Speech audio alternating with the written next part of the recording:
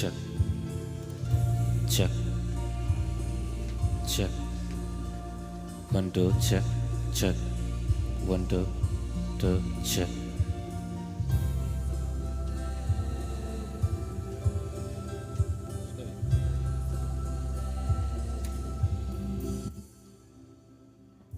Check.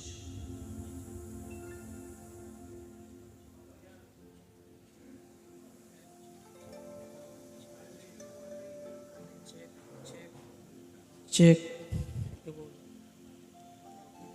Check. Check. Check. Hello.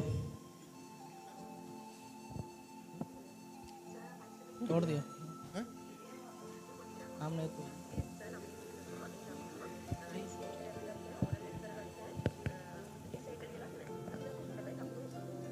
Of किया on है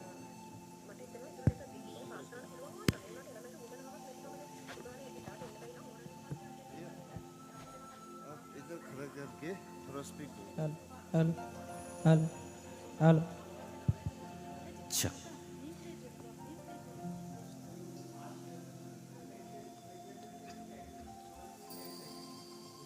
Check, check. Test.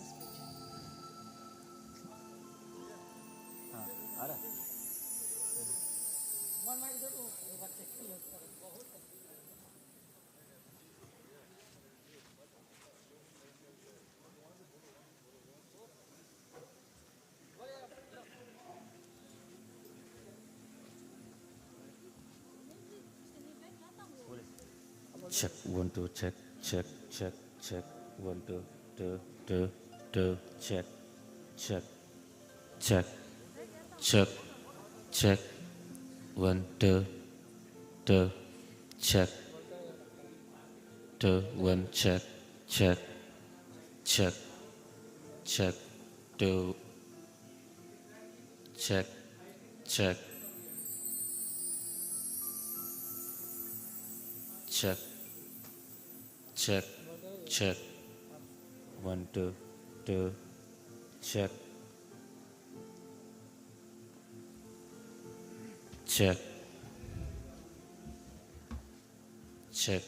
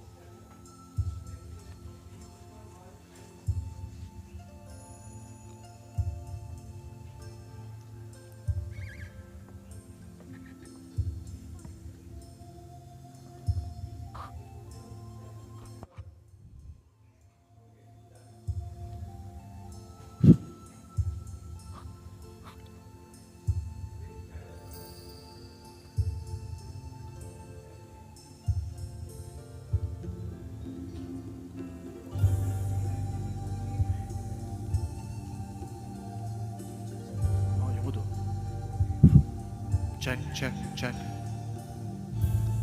check, check.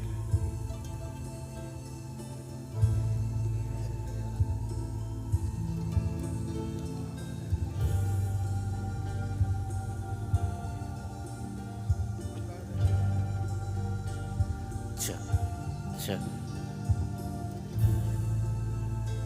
check. 1 2 2 2 2 check, check, check.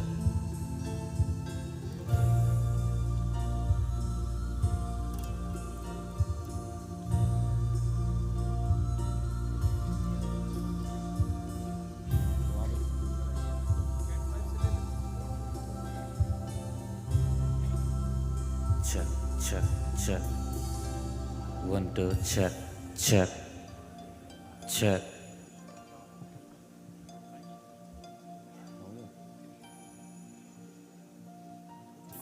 Check.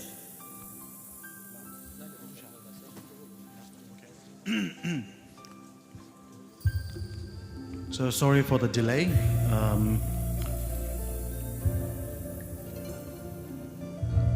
I hope you had a good lunch and some much needed respite from the very brief, very overwhelming, packed session this morning. So සියලු දෙනාටම සුබ මධ්‍යහනයක් වේවා කියලා pay ප්‍රාර්ථනා my කරනවා. homage to the Noble මම Sangha, විශ්වාස කරනවා ඔබ සියලු දෙනාම ladies and හොඳ දිව gentlemen, ආහාරයක් esteemed ලබන්න ඇති here, කියලා. guests here, අපි දැන් පළවෙනි සැසිය ආරම්භ and කිරීමට to සූදානම් වන්නේ. welcome all of you to this එහි තේමාව session themed interpreting ancient තේමාව Buddhist wisdom across cultural perspective. පැරණි So බෞද්ධ today we'll be embarking on a දැනුම journey to අර්ථ explore නිරූපණය the කිරීම profound teachings of Buddhism, bridging cultures and fostering a deeper understanding අන්තර් of timeless wisdom. සංස්කෘතිකමය Please අන්තර් join සංස්කෘතිකමය us now as we දෘෂ්ටි delve කෝණයක් into the තුලින් richness of ancient insights with a contemporary lens, seeking connections that transcend boundaries and resonate universally. So to lead today's session, we have Professor Geshe Ngawan Samdela to chair the session. May I invite you, Professor Ngawan Samdela, to come on the stage. පළවෙනි සැසියේ Professor Ngawan Samdela will be the chairperson for today's session. මුලසුන හෙබවීම He is සඳහා the vice, මගේ ගෞරවනීය former ආරාධනය vice chancellor of the Central Institute of ඉන්දියාවේ Higher වරණාසි Studies, සාරනාත් Saranath ඩීම් Varanasi. යුනිවර්සිටියෙහි සහ His education blends both modern and traditional Tibetan systems, earning him a Saha. Geshe Laramba degree from Ganden Shartse Monastery.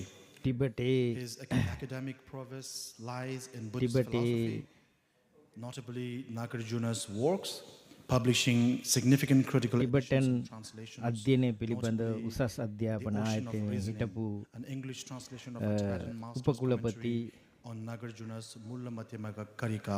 කවුරුහාර is acclaimed මහාචාර්ය globally, ගෙෂේ නගාන් published by Oxford සම්තන් University හිමිපාණන්ට මෙහි මුලසුන Next, හෙබවීම සඳහා We have ආරාධනා කරනවා. Venerable Yangdeng Rinpoche. පළවෙනි සැසියේ May I invite Rinpoche to come on the stage? Yeah, Perona. විද්‍යාර්ථීන් 3 දෙනෙක් විසින් In honor of පර්යේෂණ පත්‍රිකා ඉදිරිපත් කිරීමට සූදානම් කරලා තියෙනවා.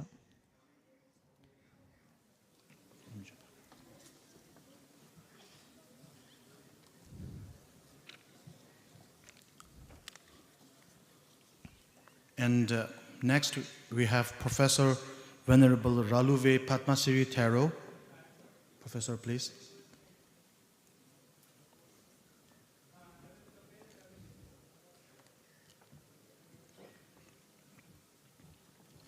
Next we have Venerable Professor Shi Cao Hui. The first presenter is Venerable After that, we පළවෙනි have Reverend ඉදිරිපත් කිරීම Professor කරනු ලබන්නේ Nakao පූජ්‍ය Shibo. යන්ටෙන් රිම්පොන්චේ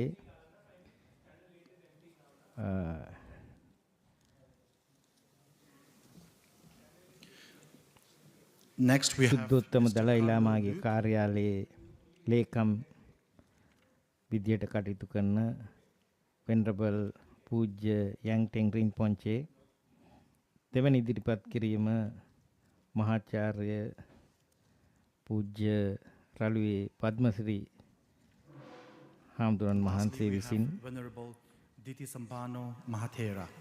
Please. then තුන්වෙනි ඉදිරිපත් කිරීම මහාචාර්ය පූජ්‍ය සින්චාවෝ හුයි The Venerable Impanan Chairperson, Visin. Professor Geshe Ngawan Samdela, to introduce the next speaker and to moderate the session. The floor is yours, Geshe Ngawan Samdela. So some of the speakers actually would like to speak from the podium. So they have told me. So if you wish to come here and speak, or if you would like to speak from your respective seats, both are okay. Thank you.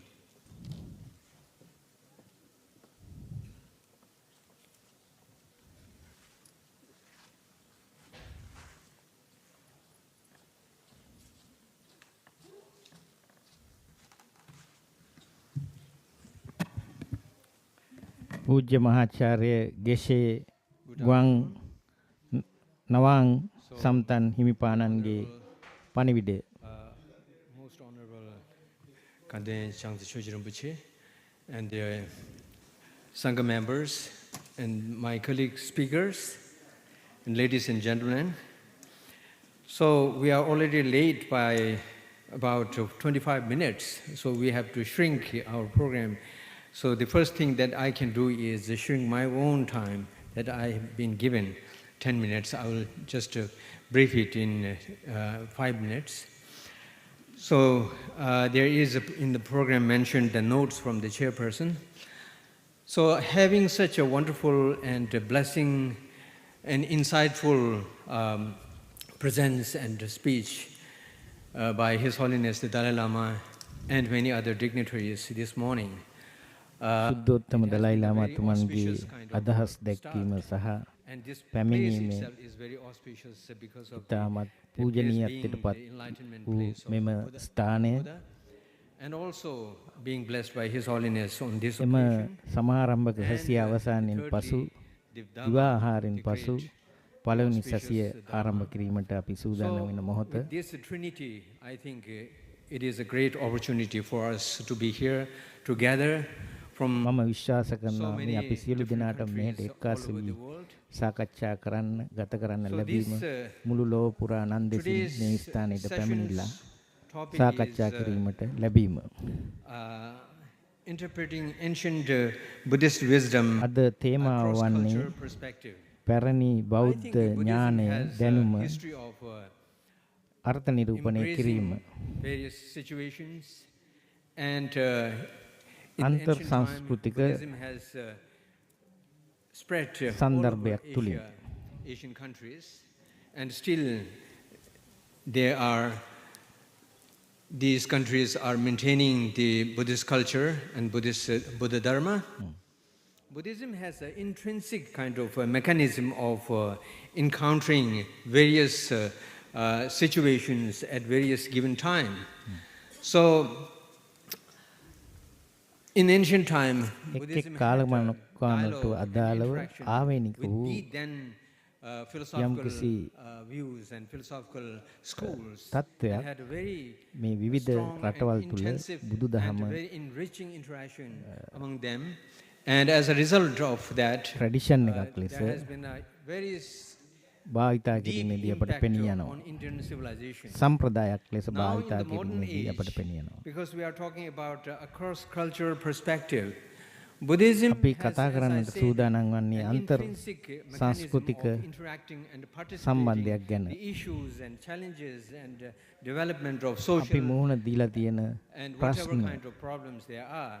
So මොන වගේ now in ප්‍රශ්නද modern අපි age මුහුණ and, දෙන්නේ මොන වගේ ප්‍රශ්නද the එහි 20th තියෙන්නේ century, and මේ particularly in අපේ 21st century, 21 ශතවර්ෂයට Buddhism ගැලපෙන has been having interaction with the science of different disciplines, particularly ඒ වගේම neuroscience බුදුදහම and physics and විද්‍යාවට astronomist අදාළ විවිධ වූ and විෂයන් biologist තුළ and clinical scientist and cognitive යම්කිසි scientist. සාකච්ඡාවකට ඝට්ටනයකට And බඳුන් වී this kind තිබෙනවා. of interaction has not උදාහරණ been just වශයෙන් superficial, but has been a සායනික very intensive, very, deep, with a very deep impact. And this has සායනික මනෝවිද්‍යාව වැනි විෂයන් තුළ tremendous මේ impact ඉතාමත් on science, තදබල ලෙස සාකච්ඡාවට and ලක් it has වෙනවා. changed the principles of many principles of science, and also has opened many avenues. So this is a kind of thing that I'm not going to delve into the details, but this is මම මේ ඉතාම ගැඹුරින් අවධානය යොමුට බලාපොරොත්තු වෙන්නේ නැහැ. given the fact that it has such a rich philosophical views and බුදුදහමට ඉතාමත් psychological පොහොසත් වූ system ඉතාමත් that අති මහත් can වූ address the individual person's problem and also දර්ශන the problems related දර්ශනාත්මක to the social society and of a different සන්දර්භයන් හිමි වෙලා තියෙනවා. nature, like economics, governance, and politics. Everything has some, lots of things to gain from Buddhism, and it is being අපිට ගොඩාක් දේවල් බුදුදහමෙන් ලබා ගන්න the පුළුවන්. global level. This kind of මේ interaction ලෝකමය is taking තත්ත්වයක් තුළ place, and very මේ deep වාගේ impacts are also ලෝකයේ being බෞද්ධ made නායකයන් on හමුවීම those අදහස් උදහස් respective දක්වා fields. ගැනීම තුළ So without අපට ගොඩාක් wasting much දේවල් time, බුදුදහමින් ලබා I would ගැනීමට like to, හැකියාව ලැබෙනවා. After this, we have 6 presentations. First of all, I would like to මෙතන නම්නීකරණයන් නොහොත් ඉදිරිපත් කිරීම හයක් තියෙනවා. has, as a young scholar, he has accomplished his Geshe-Haramba and Geshe-Ngaramba and erudition in Buddhist philosophy and Tantric scholarships. And after that, he was called to His Holiness's private office. And then since then, he has been serving as in many projects. Primarily, he has been අපේ පළමු actively ඉදිරිපත් involved කිරීම in කරනු ලබන්නේ compilation වෙන්නම of ලියන් the ටෙන්ගරින් Buddhist science පොන්චේ and philosophy තරුණ that has been විද්‍යාර්ථයෙක් going on for the වශයෙන් last ඔහු 20 ඉතාම years. සාර්ථකත්වයක් ලබාගෙන Voluminous, සුද්ධෝත්තම volume දලයි after ලාමතුමන්ගේ කාර්යාලයේ ලේකම් තනතුරක් the compilations කටයුතු are being කරගෙන made. යනවා. So I'm not going to introduce each of the scholars, speakers, මම සෑම because it is already mentioned විද්‍යාර්ථයෙක්ම හඳුන්වා even in දීමට the යන්නේ නැහැ. booklet. So just කාලය to ඉතුරු කර give you ගැනීමට an අවශ්‍ය idea බැවින් and introduce it briefly. මම So now I would පොඩි like to request අදහසක් දුන්නා Yangdi Rinpoche to ඒගොල්ලන්ව come and speak. හඳුන්වා දෙමින් With- ඒගොල්ලන් in the ගැන case පොඩි of, අදහසක් ඔබේ Yangdi මනසට Rinpoche, ලබා ගැනීමට. There will be actually we have 10 minutes for each speaker, but he is going to speak and then it will be translated into English. So since it cannot be completed in 5 minutes time, he may be given 6 or 7 minutes at the most. So now, Yangdi Rinpoche, please. ඔහු කරන ඉදිරිපත් කිරීම සිංහලෙන් translation එකක් ඉදිරිපත් කිරීමට සිදු වී ඇති නිසා ඔහුට විනාඩි 5ක කාලයක් තුල එය ඉදිරිපත් කරන්නට උපරිම වශයෙන් විනාඩි 8ක වගේ කාලයක් අපි ලබා දීමට කටයුතු කරනවා.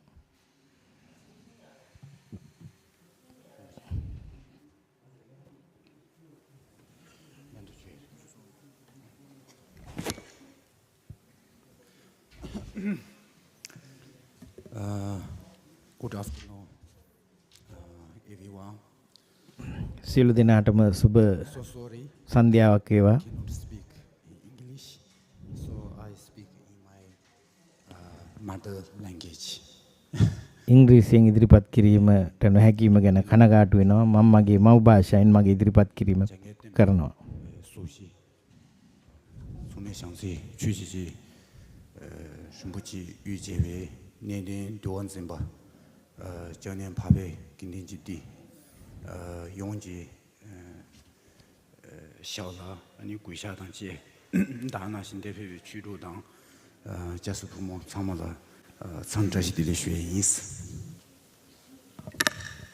First of all, I would like to humbly bow down to the feet of the Noble Sangha led by Gebje Changsa Choje Rinpoche.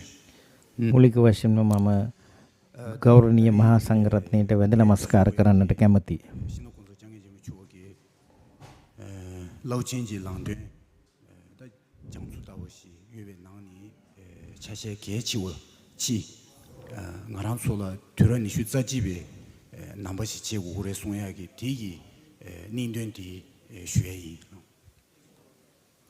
So out of the ocean of wisdom that His Holiness encompasses, I will be speaking on one of them, one of the most important essential part, which is how to become a 21st century Buddhist.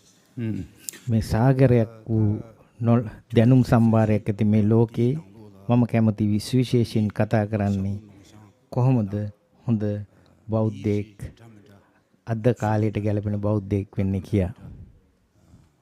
디타다 말레장 타 니부지신 중보 친신 지신에 되고야지 년도 되고야지 자규월에 다디 면대 나양 지 당린 제고야디 뭐에니스 차디고 그랬어. 21st century is a century ඉන්ද විසි people or individuals of different color, different background, different religion, and different races should keep close to each other. 21 ශතවර්ෂණය කියලා කියනු If we do not wish to do so, we have no other choices. 21 ශතවර්ෂයේ යනුවෙන් අදහස් කරන්නේ මෙහි අද ජීවත් වන සීලුම දෙනා අපි මොන වෙනස්කම් විවිධ තත්ත්වයටතේ ජීවත් වුණත් අපිට එකට එක්ව කටයුතු කරන්න අනිවාර්යෙන් අපිව පොළවල තියෙනවා. අපි කැමති වුණත් නැති වුණත් අපේ ආගමික වෙනස්කම්, ආර්ථිකමය සමාජ ආර්ථිකමය වෙනස්කම්, අධ්‍යාපනික වෙනස්කම්, ඒ සියලු වෙනස්කම් පස්සේ කළා අපට එකතු වෙන්න, එකතුව කටයුතු කරන්න සිදුලා තියෙනවා. Philosophical views, they may differ in philosophical perspectives, philosophical views, and they may be contradicting each other philosophically. But when it comes to the practice of altruism and practice of warm-heartedness, they are all the same. 到住贴没贴的， මොන වෙනස්කම් තිබුණත් අනුකම්පාව, සහකම්පනය, 有些圣经了，港边疾病节的，周洽的， දයානුකම්පාව අපි Which philosophy is correct? අපි තුල පුරුදු පුහුණු කරන්න සිදුවෙන තත්යකට ලෝකය ඇවිල්ලා තියෙනවා. What is important is to have love and loving kindness for all sentient beings.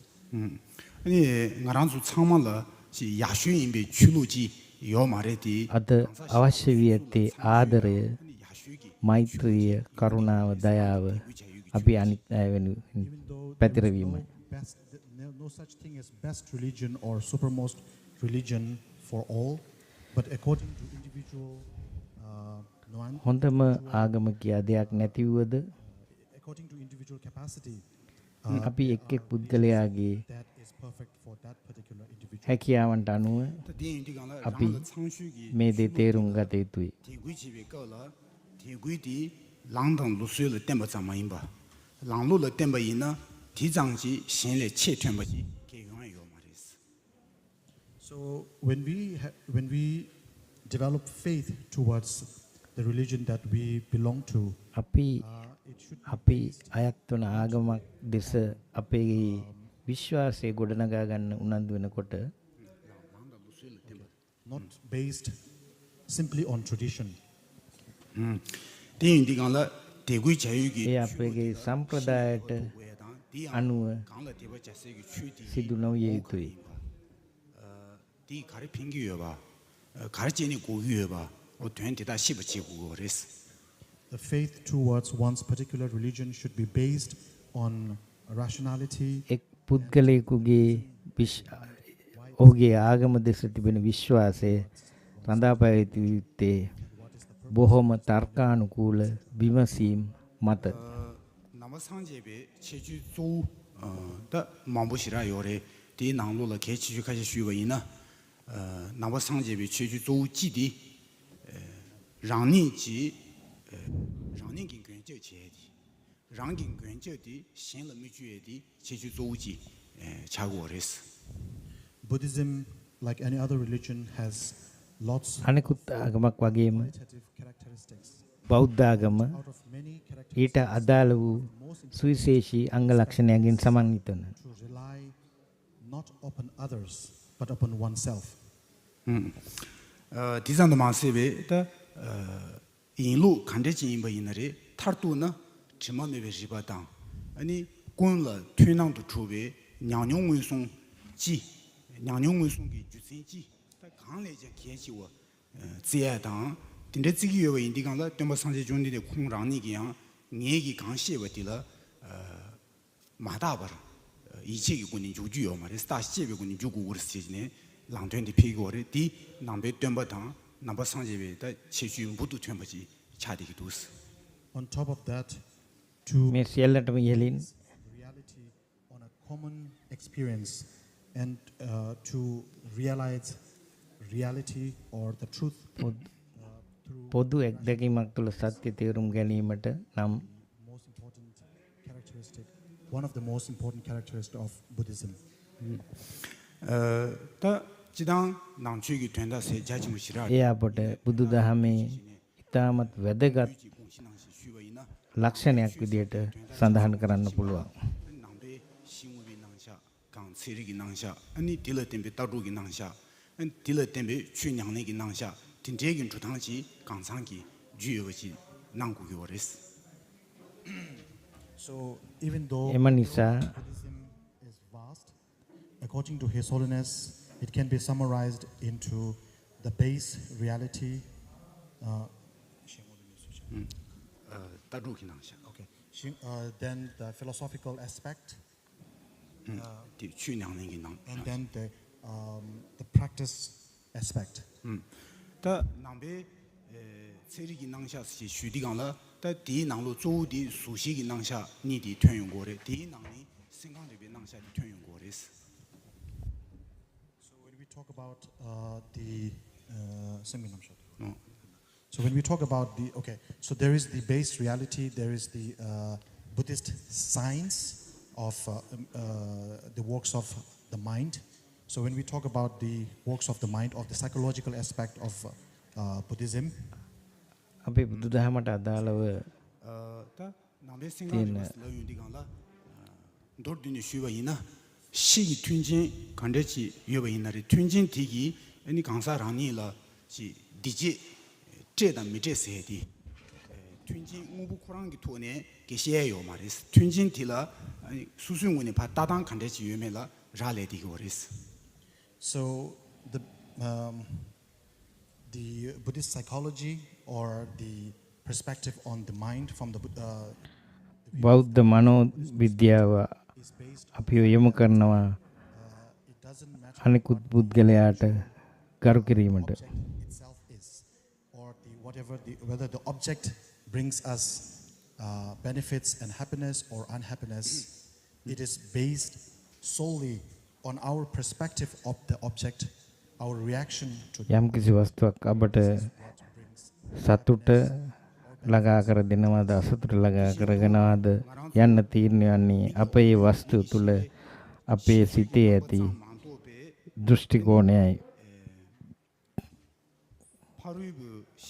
파루이브 강사 신지 난기 랑신 등 시가 다나신기 우비인루 차오 디제체디 통화라 아니 생기 다지신에 통고에 차디고 그랬어. 디마도 미기 미장지 때에 통토해지 말했어. For example, our eyesight or the eye consciousness උදාහරණයක් විදිහට අපේ දෘෂ්ටිය ගත හැකි. person cannot see අපිට මිනිස්සෙක්ගේ බාහිර ස්වරූපේ දක්නට පුළුවන්. motivation and the nature of the person, what the person is ඒ වුණාට අපට මේ පුද්ගලයාගේ අතුලාන්තය දැනගැනීමට නොහැකි. realized through the mind. ඒ පුද්ගලයාගේ අතුලාන්තය තේරු ගැනීමට නම් ඒ අපි තේරුම් ගත යුත්තේ මනස හරහායි. 잠불린디 낭로라 시베 낭샤다 생각르베 낭샤 제슈디 남베 숑기 낭로라 튠디기 오레스. So therefore the psychology or Buddhist psychology is important. ඒ නිසා බෞද්ධ මනෝවිද්‍යාව ඉතාමත්ම වැදගත් සබ්ජෙක්ට් එකක්. ලෝකයේ තියෙන ඉතාම වැදගත් සබ්ජෙක්ට් එකක්. Psychological fields, the Buddhist psychological field is the largest. 따따루 මේ 이나 자친구 시라레 මනෝවිද්‍යාවේ ඇති නොයෙකුත් ශාඛා විෂයන් අනුවිෂයන් අතර බෞද්ධ මනෝවිද්‍යාව යනු ඉතාමත් පුළුල්ව පැතිරුණු ආවරණය කළ ප්‍රදේශයක් සහිත විෂයකි. 간다 강로 띠니 총화다 내주 디기 응우슈 주베 군의 수진 대당 딘데기지 리제지네 딘데기 토네 산동용 디강라 유세 탕제 자원낭신 지드 지유 무다부지마도 강다양 대외랑신 대와 님부 니 대와레세기 딘데기 지랑수 투베 대와다 님부 딘데기 랑신지 요 말했어. 대와 지. So when it comes to Buddhist philosophy, බෞද්ධ දර්ශනයට ගත්තහම for a certain things, the origin of a certain thing, the nature of a certain අපි හොයා බලනවා යම් යම් දේවල් වල ආරම්භය, එහි පැවැත්ම, එහි විනාශය when we analyze things, කොහොමද සිදුුනේ කියලා. no අපි ඒවා විශ්ලේෂණය කිරීමේදී අපට හමු වෙනවා that object, substantial object, and we find that everything is interconnected. There is no අපි දකිනවා සෑම දෙයක්ම එකිනෙකට සම්බන්ධයි කියලා. that stands out as one object. Everything is interconnected. Everything is realized. මේ සියලුම දෙයක් අන්තර් සම්බන්ධතා වලින් බැඳිලා ඉන්නේ. 단대바도 진 노쇼 기 리네기 토네 다조 체리던지 리네 디조 집에 농쇼기 리네 디기 시งู부 유디 지도 주베 최디这些 세와의 제거지 중요하랬어 농쇼기 리네치. So up until now, the Western culture, the Western science or understanding defines the material world. 다 샤쇼기 리네기 조 수수를 다지시고 수수 가르세요. 오부 가르세요. 조 많이 뭐지? 수수 가르세요. 유진을 다와지에디 조지시네. 강사랑니라 신주제디 조 전용고레스. Instead, the Eastern culture or Eastern philosophy, instead of looking outside, one actually reaches inside and searches within oneself, who am I, what am I, etc. 다 디인디 강라 농쇼기 리네 진용네 투만도 스타용된 용당네 대바 이나리 오부치도 주베 수당 샤쇼기 리네기 오부디 주베 고바디 밀 핀바 간테 수고 로고르세 오부디 디들 주베 고된디 조송용고레스. So if you look at the evolution from the Western point of view, we are looking at the cosmological development or the cosmological development, chronological development of the cosmology. When it comes to the Eastern tradition, we are actually asking the questions regarding what are the benefits, what are the purpose of such and such materialistic things. 다 디인디 강라 신노 고서장에 좀 초네 두런 이슈 자집에 남부 제국으로서 송용의 디기 아니 샤노기 리네니가 송드 디네 송용고레스 송드 디고르스 디 송용고레스 된다 니부지디.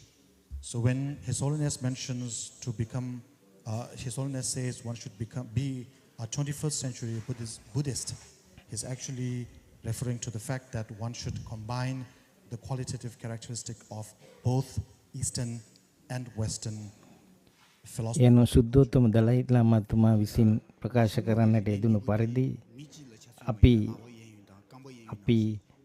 බටහිර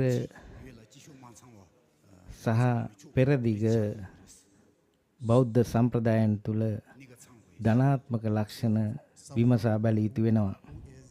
Who has both the Eastern and the Western culture intact is similar. යම් පුද්ගලයෙකුට මේ Able-bodied බටහිර සහ පෙරදිග දර්ශනයන් දෙකම සම්බන්ධයෙන් යම් කිසි 다 디네 인디가는 도디나 상지지 템벌 තත්ත්වයක් තිබුණොත් 타동디라 장가놈 중국어치 송반당신 템베 강수시네 템벌라 이제니베 다도 강호슈 송야 다 디기 고바디 다 디된다디 송용고 레스콘드네 두레니 휘자집에 남바지고 송이디. So to conclude, I would like to remind all of us අවසන් කිරීමට මම කැමැති ඔබ සියලු දෙනාට මතක් කරන්නට through proper reasoning and for which බුදුරජාණන් වහන්සේ පිළිබඳව ලොකු විශ්වාසයක් ගොඩනගා ගත යුතුයි. ඊටමත් ප්‍රතිඵලදායක වූ may I be able to understand සහ ඊටමත් හොඳ තේරුම් ගැනීමක් තුළින් මේ තුල කළ හැකියි. 두지치 스네슈에 다랑이스. Thank you. That's all. බොහොම ස්තුතියි.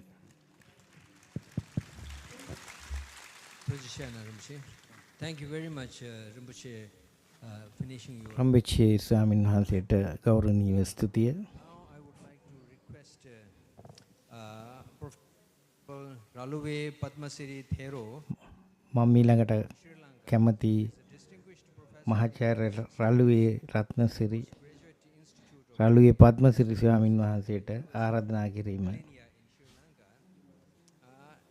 Owing to his profound commitment to education and scholarship, he has also been invited and to extend his scholarship to students in University of Peradeniya for quite a while.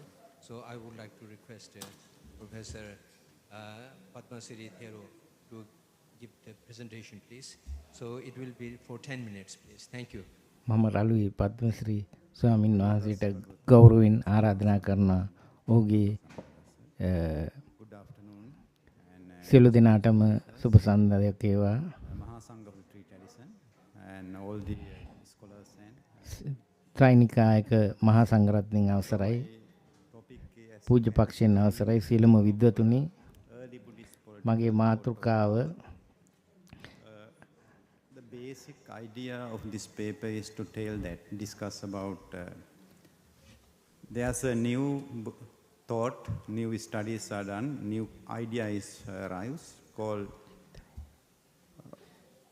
alternative political thoughts. Alternative මූලික බෞද්ධ දේශපාලන චින්තකයේ ඇති ශක්තිය පිළිබඳව for the political thought. And it is a recent phenomenon. අර්ථ නිරූපණයක්. Modern writings are appeared. So I thought ගොඩාක් මේ සම්බන්ධයෙන් ලියුණු අලුත් early Buddhist පොත්පත් තියෙනවා. to highlight one of the factors I selected. So the basic මම point කැමති I am මේ going to discuss is about the power, political power. මම කතා කරන්න කැමති පළවෙනි මාතෘකාව පොලිටිකල් පවර් ගැන, දේශපාලන බලය ගැන. You can see here the basic aims of the paper to investigate and evaluate early Buddhist thought of power.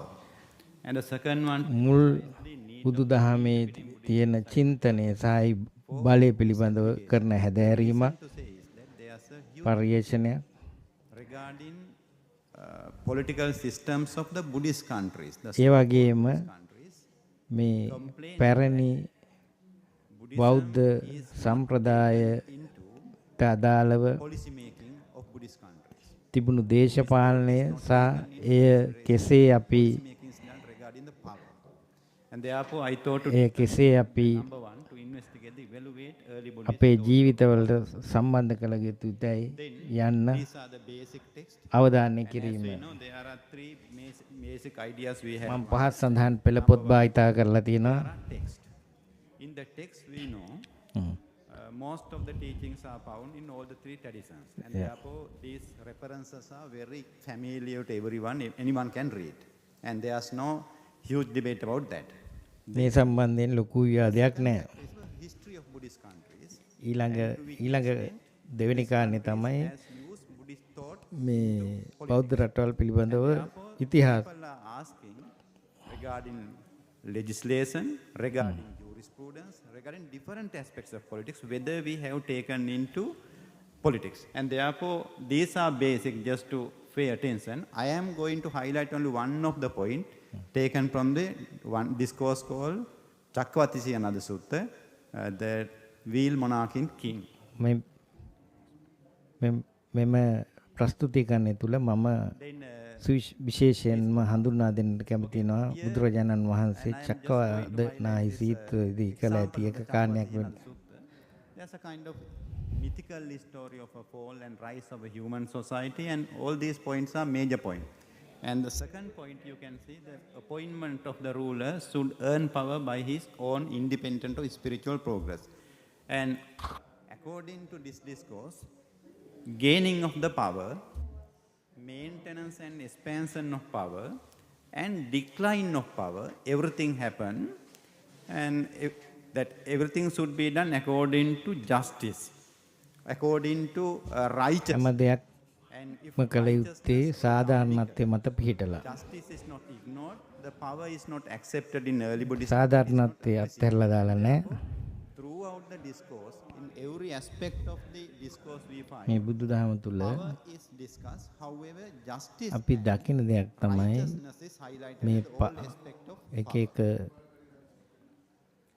then දේවල් වලට අදාළව තියෙන බලය කියන සංකල්පය. here, the ninth ruler decide to according to his own ideas. Now, for even though this is a mythical story, and Buddhism, the Buddhist texts say that if correct, proper methods are not followed, it may be නිවැරදි මාර්ග අනුමනය අනුගමනය කළ goodness of the people. කළේ නැත්නම් And the final result will be the decline of everything, collapse of everything. And therefore the ninth rule අවසාන ප්‍රතිඵලය වන්නේ සියලුම දේවල් වල පරිහානියක්. control or the rule the country according to his own idea. As a result, everything collapse.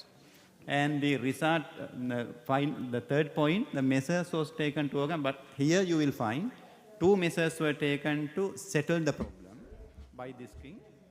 First, he donated, he gave money for the public, for the, we can say, robbers and the thieves, and then it became a habit of everyone to rob or the thieve things. And the next one, the ruler decided to, no, I have to punish the people, then punishment was introduced, and all these 2 methods to overcome the economic problem was not successful. And therefore this says individual ethical behavior, understanding of the ruler, and the knowledge of the ruler is important in addition to the power. And we will find in this discourse futuristic belief, appearance of the prosperous kingdom called Ketumati, introduction to the power, Buddha Metteya. And as I told, Buddhist idea of power is not limited to mere mundane power.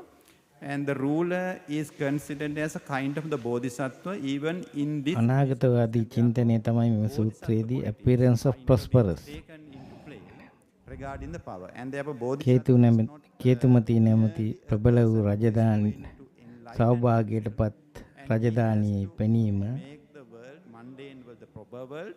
And it is one of සහ the duty he has to do according to this futuristic belief in the මෛත්‍රී බුදුහාමුදුරුවන්ට කරන the example Mahasudassana Sutta, one more.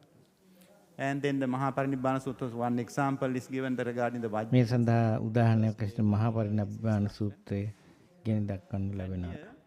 Rajya Sutta, I would like to bring your attention to this point. ඒ වගේම රජ්‍ය සූත්‍රයේදී Buddha was reflecting about the මම ඔබගේ අවධානය යොමු කිරීමට කැමති බුද්ධාස් reflection on righteous rulership. Some scholars believe Buddha was not interested in politics or the mundane matters, but here it says, හොඳ නායකයෙක් විදිහට අපි කටයුතු the enlightened one, he කළ was යුත්තේ reflecting කෙසේදයි about better බුදුහාමුදුරුවන් political කියා system ඇති or ආකාරය. correct, proper, justifiable, or this, we can say, righteous ruling. Next one, please. And then this is the example, major point I am going to highlight here. Chakravarti Srinada Sutta discourse. මෙහිදී Gaining power. මෙහිදී Again, ගෙනහැර දක්වන්නට බලාපොරොත්තු වන ප්‍රබලම කාරණය according to the මේ Buddhism discuss based on the righteousness. If righteousness පළමුවෙන්ම is followed, චක්කවාදී prosperity will occur. චක්කවර්ති සූත්‍ර No. And the result will be the deterioration of everything. This one. And then we will find, this is the question some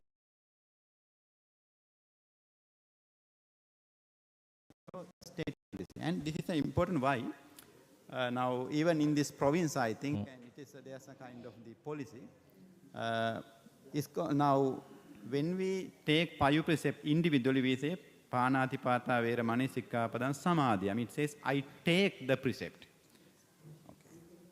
And then, but when we come to this discourse, it says, do not take life. And therefore, some scholars suggest that Payu precept should be followed for making policies. And it is not individual choice, it is a government policy. And that is why it says, do not take life can be interpreted as a policy making factor. And this is found in the discourse. Next one, please. And let's go faster, only 2 minutes, please, next one. And then I am asking whether we can interpret Dhamma, the term Dhamma, contextually. The reason to ask it, all as මම අහනවා මේ ධර්ම කියන වචනය ඒ වචනේ යෙදෙන තැන් අනුව විග්‍රහ කරන්න පුළුවන්ද කියලා. the complication is highlighted many of these scholars. One example is given here. Please go next. Next slide, please. Then even a wheel turning monarch does not has a kind of the policy. This highlight that even the ruler is the very great person, in this case, and he also should have a rule in addition to his individual ethics, and he should have principles, and that is highlighted even in this point. Next one, please. So now I have only 2 minutes, and within that I will explain the matter.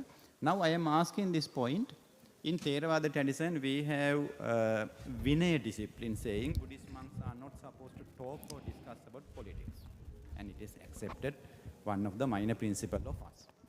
And here, අවසාන වශයෙන් when රාජ්‍ය තන්ත්‍රයේ relationship සම්බන්ධයෙන් between the ruler and the religious තිබිය යුතු category ආගමික දැනුම පිළිබඳව මම කතා කරනවා. in the sutta. And you can see here, a ruler has to go time to time to meet චක්‍රවර්ති රජතුමාගේ religious people and රාජකාරිය පිළිබඳව පැහැදිලි කිරීම. qualifications are made about the religious leaders, and they should be trained, spiritually trained people, and for those kind of people, politicians have to go and get instruction. On the other hand, it says Buddhist monks and nuns or the scholars, especially in the monastic members, have to lead the rulers with the insight. And therefore, even though they are minor rules, on the other hand, Buddha has said, okay, Buddhist monks have to correctly instruct the rulers regarding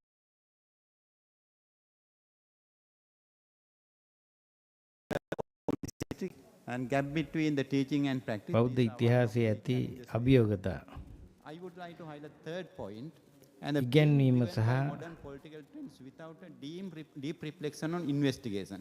ප්‍රායෝගිකව ඉටු කිරීම යන දෙක අතර ඇති හිදැස Accepted Western Buddhist ideologies without careful reflection. It may be democracy, it may be public policy, it may be anything. But we have taken it, but we have not brought our Buddhist insight into that. Okay. And please, let's go to the final point. And last one, please. Conclusion. Conclusion, please. Next point. Next one. Another one, please. Let's go further. Next one. Okay. This is my possible conclusion. විය හැකි Political power and its numerous distinguished aspects could be defined, analyzed, and reinterpreted through Buddhist insight, and it is justified on the ground of its historical textual context and the very history of its survival. And I'm sorry, just to conclude within 10 minutes, and if you have any question, please, you can ask question. Thank you very much for listening.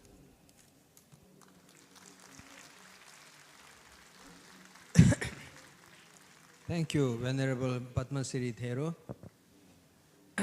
The next is පූජ්‍ය පද්මසිරි හිමියන්ට අපගේ ස්තුතිය. Professor Shi Chao Hui from Japan. මීළඟ ඉදිරිපත් කරනු කිරීම කරනු ලබන්නේ මහාචාර්ය පූජ්‍ය ශීචාවෝ හොයි She is a professor and the chair of the Religious and Culture Department. තායිවානයේ Hsuan Chuang university Led a number of විශ්වවිද්‍යාලයේ සිට පැමිණි including founding මහාචාර්ය පූජ්‍ය ශීචාවෝ හොයි association in Taiwan. උන්වහන්සේගේ මාතෘකාව වන්නේ The Interpretation of the Original Text of the 8 Differential Rules. Facilitated the legislation of Wildlife Conservation and Animal Protection Act. පත්තගරු ධම්ම Has to her credit 34 books and 81 articles in journals. So today she would be speaking on the interpretation of the original text of 8 differential rules. Yes, ඔහු අද කතා කරන්න යන්නේ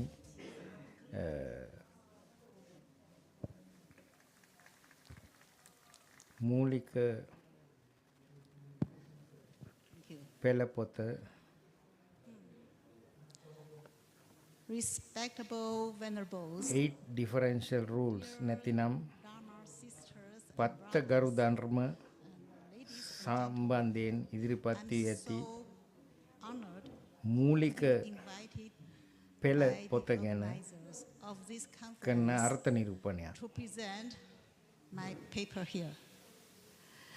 The title of the article I present is The Interpretation of Original Text of the 8 Differential මම Rules. ඉදිරිපත් කරන That is Atthakkarana. ලිපියේ Next. මාතෘකාව වන්නේ The 8 differential rules අට්ඨගරු ධම්ම පිළිබඳව ලියවී ඇති මුල්ම කෘතියෙහි පිළිබඳව අර්ථ නිරූපණයක් කිරීමයි. various forms of ritual and gathering in Buddhism. This drawed Buddhism to become an obsolete religion that extremely discriminates against females. Next. Please, next. Next. Oh. Therefore, in 2001, at a large academic conference, we launched a Buddhist gender equality movement in Taiwan. I invited two bhikkhus, two නිසා bhikkhunis, 2021 two දී male lay people, බොහෝ and two female ශාස්ත්‍රඥයින් lay people සම්බන්ධ to වූ tear up a Garudama ශාස්ත්‍රීය bandana සම්මන්ත්‍රණයකදී and අපි දියත් publicly කරන්නට tear යෙදුනා that up in front of the global media. බෞද්ධ Adagarudama has been abolished or ignored by බෞද්ධ many ලිංගික Taiwanese Bhikkhuni Sangha. සමානාත්මතාවයේ නැමැති As a Bhikkhuni සංකල්පය studies තායිවානයේදී Buddhist philosophy academically, I have witnessed බෞද්ධ firsthand දර්ශනය all kinds of harm that හදාරන භික්ෂුණියක් patriarchal විදියට views have caused female and even male මම Buddhist අත්දැකලා තියෙනවා දැකලා practitioners. තියෙනවා අත්දැකීම් I ලැබලා have තියෙනවා long researched මූලික and අත්දැකීම් checked ලැබලා the තිනවා harm of patriarchal සියලුම ආකාරයේ practitioners හිංසන and have published a book dedicated to මේ this subject. That's පිය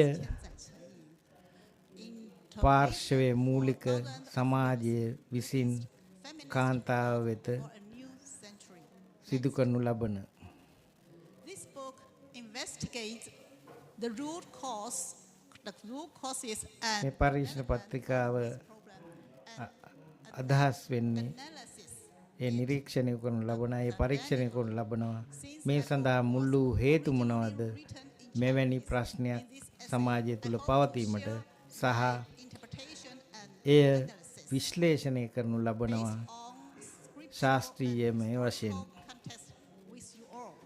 මගේ පොත මූලික වශයෙන් චයිනීස් භාෂාවෙන් ලියා තිබුණත් Explanation of the inconsistency, unfairness, and all sorts of මට සම්පූර්ණ වශයෙන් Garudama සමස්ත වශයෙන්ම මේ අත්ගරු ධර්ම පිළිබඳව අදහසක් දෙන්න බැරි වුණත් For example, I විනාඩි personally 10ක් කාලයක් තුලදී suspect that the rule below මට ඒ would පිළිබඳව සාරාංශයක් ඔබ වෙත දී හැකියි. උදාහරණයක් වශයෙන් මම පෞද්ගලික වශයෙන් සැක කරනවා පහස් සඳහන් නීතිය තමයි ප්‍රධාන වශයෙන් මේ බලපාලා තියෙන්නේ any woman gender wish to be inequality යන්නට. must get trained in 6 disciplines for 2 years. Then she must get higher ordination from both bhikshus and bhikshunis sangha. There is no reason for bhikshunis to want to stop ordained new members or stop their bhikshuni lineages. For why would they want to reduce their own membership? Next. Nonetheless, bhikshus can refuse to form a group of 10 members to verify the qualification of female applicants. This would prevent women from joining the Bhikkhuni Sangha due to failure to complete the entire official ordination procedure.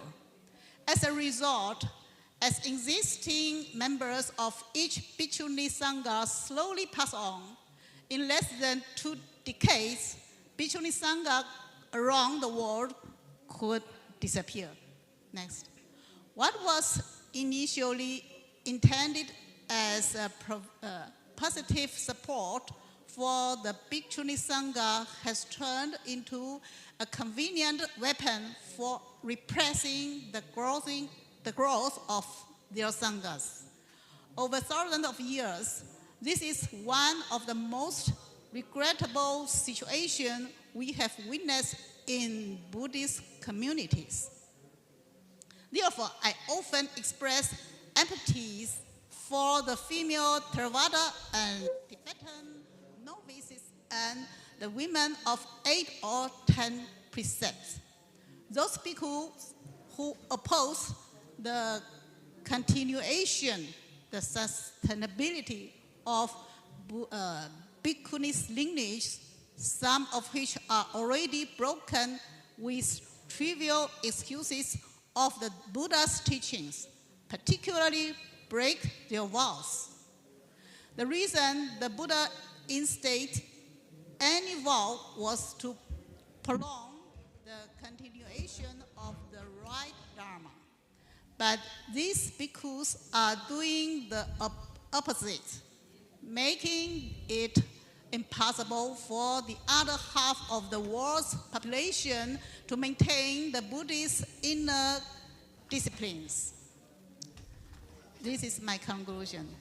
Today, human civilization is constantly progressing in place where equality and mutual respect are highly valued. Secular societies have moved toward an all beings are equal sentence, but parts of the Buddhist world are lagging behind. These communities instead deter the progress toward gender equality. At the same time, this regulation also hindered the development of Buddhism. Modern civilized women with a sense of gender equality do not like to receive this differential treatment, so they stay away from Buddhism. In Buddhism, no rule can contradict the 10 benefits and 10 root vows that are fundamental to the Sangha establishment. The purpose of this is to support the right Dharma so that Buddhist inner discipline may abide in the world. The 10 root rules of the precepts are the foundation for this. Any rule, as long as it's instituted for a specific time or environment, may be transgressed due to changing times and places.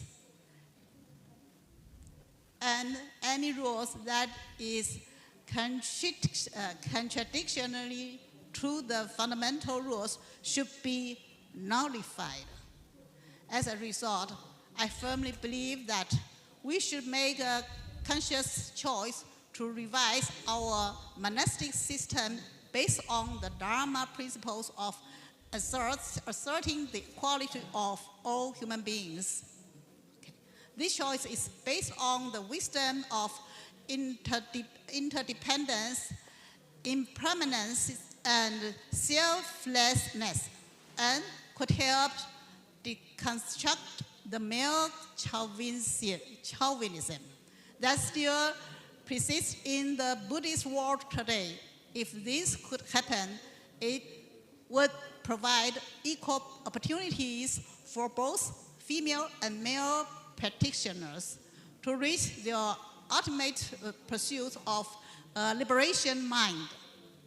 Okay, thank you very much. Thank you. Thank you very much, Venerable Professor Shi, for your wonderful presentation. So now I would like to request Reverend Professor Nakao Shihao from Japan. He has a sound accomplishment of his spiritual practice and ordinations, and also through his academic accomplishments. He was appointed as a director of legislation department, and the legislation and where he මීළඟට මම කැමති ආරාධනය කිරීමට ජපානයේ කොයොටෝ නිෂි හොන්වන්ජි විහාරයේ මහාචාර්ය පූජ්‍ය ශීහෝ නකාවෝ හිමියන්ට ආරාධනා කිරීමට එදිනෙදා ජීවිතයේ බෞද්ධ ආගම යන තේමාවට උන්වහන්සේගේ ඉදිරිපත් කිරීම කරන ලෙස My name is මහා සංඝරත්නයේ අවසරයි සියලු දෙනාගෙන් අවසරයි මගේ නම ශිහු නිකාවෝ මම ජපානයේ බෞද්ධ හිමිනමක් වන අතර මේ මොහොතේ මම 皆様こんにちは。中尾 මම 志保と申し වැඩ කරනවා はじめに පරිපාලන 僧侶として ප්‍රධානියා විදිහට ここに集い ශුකජී හොන්වාන්ජී 分かち合えることを ටොක්කියෝහි ඇති ශුකජී 多くの හොන්වාන්ජී 仏教徒の皆様に心より感謝を申し上 හි げます。 ප්‍රධාන අගනගරේ 2500年前に පළමුවෙන්ම 様が地球上にお出ましになり、私たちの苦悩に合わせてお説きくださった法ダルマは以降さまざまな形で宗派学派として ඊට අවුරුදු 2500කට පෙර ශාක්‍යමුනි බුදුරජාණන් වහන්සේ විසින් අපි වෙත ධර්මය ලබා දුන්න අපේ තියෙන මේ සියලුම දුක්ඛ දෝමනස්යන්ගෙන් ගැලවී සිටීම.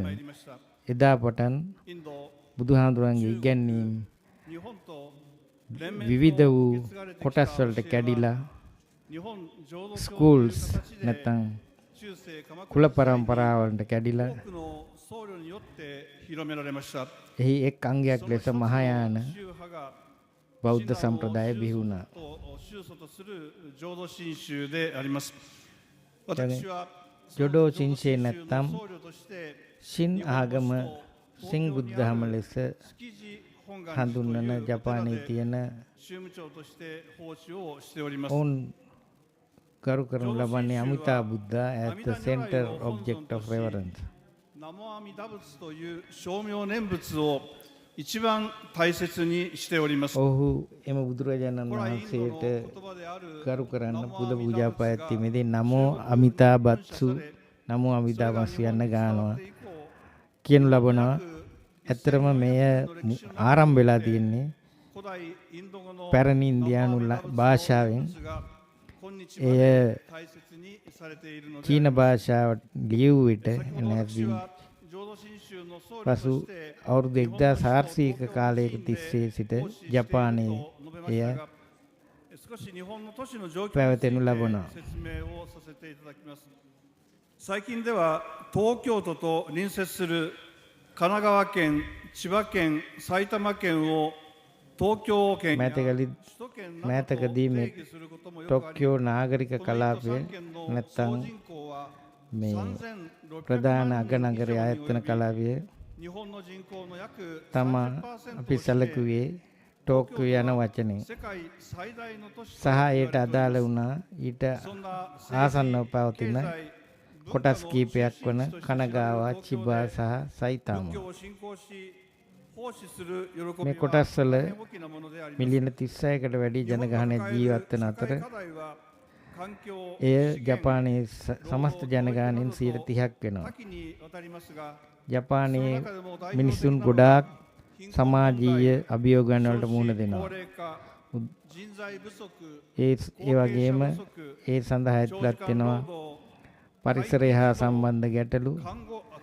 介護問題 නොයෙකුත් සම්පත් කළමනාය කිරීමේ ගැටලු 特に ශ්‍රම බලකායන් සම්බන්ධ ගැටලු සහ අධ්‍යාපන සම්බන්ධ ගැටලු 克服について මේ අතරින් පැහැදිලිව හඳුනාගත එකක් තමයි පවර්ටි දුප්පත්කම වයසට යන ජපන් 単に教えを広めるだけでなく ජනගහනය 社会問題について考え問題解決 කම්කරුවන් に向けて හිගවීම යන ආදී වශයෙන් 参画していく姿勢は ඒ වගේම 我が教団の基本 ධර්මයේ ප්‍රචාරය කරනවට අමතරව බොහොම සක්‍රිය ලෙස いくつかのテーマが掲げられておりますが සමාජ වැඩ ක්‍රියාකාරවල 仏教が අපි නියතු වන විට 生活にどのような意味をもたらすかについて浄土真宗という සමාජ ආර්ථික ප්‍රශ්න විසඳීමට අපි ඒ සඳහා 考えてみたいと思います。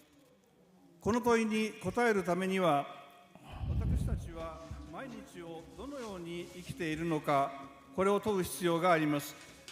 毎日をどのように生きているのか振り返ってみますと仏教の実践徳目の一つである慈悲の精神こそ私たち日常においても最も重要視していると言えるかと思います。仏様の慈悲の心に学び、自らが主体的に実践していく態度は、時代がどのように目まぐるしく変化しても変わらない部分であります。日本の社会問題に限らず、今日世界にはテロや武力紛争、経済格差、地球温暖化、核物質の拡散、差別を含む人権の抑圧など、世界規模の人類の生存に関わる困難な問題が山積しておりますが、これらの原因の根本は、仏様の慈悲の心とは程遠い私たちの無明煩悩にあります。残念ながら、私たちはこの命を終える瞬間まで、我欲にとらわれた煩悩具足の愚かな存在であり、仏様のようなとらわれのない完全に清らかな行いはできません。しかし、それでも仏様の慈悲に学び、実践していくことで、私たちは他者の喜びを自らの生き方を目指し、精一杯努力させていただく人間になるのです。その努力がどのように行動して現れ、実践していくのかについて、確実性はないでありましょう。しかし、自己中心的な考えや生活ではなく、仏様の知恵と慈悲により生かされていることに気づくことが大事であると考えております。すべての事象は、私が独りよがりに生きているのではなく、多くの命と皆様のおかげにより、この日常を送っております。すなわちそれは、法恩感謝の生活を送ることが、日常における私たちの大切な生き方であると言えます。最後に、私たちがよりどころとしている経典、仏説大無量寿経に説かれる、氷が無用という言葉を紹介いたします。これは、四川平和が主張されているお言葉であります。宗祖親鸞上人は、世の中安穏なれというお言葉をお示しになり、自らが四川平和を願い、行動されたお方だと信じております。私たちもその親鸞上人の行動に学び、平和が訪れることを願ってやみません。改めて、ここに参集の皆様と仏法を世界へ伝え、広めていることを念じます。今日は大変貴重なご縁をありがとうございました。This year, 親鸞上人born 850-year memories. Thank you.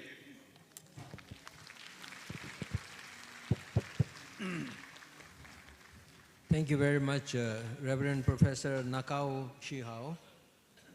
Now I would like to Nakao Shihao Mahacharatумanta apage studiye. So he has a wide range of commitments and backgrounds spanning politics, academia, and Buddhism. He has also been the deputy mayor of a major city in Brazil, and at the moment he is the president of Belgium Buddhist Association, as well as the vice president of European Buddhist Union. So I would like to request Professor Dr. Carlo to give his presentation. The title of his presentation is History and the Current Account of Buddhism in Belgium and in Europe. Thank you, Professor Carlo. Thank you very much. I'm not yet a professor, but anyway.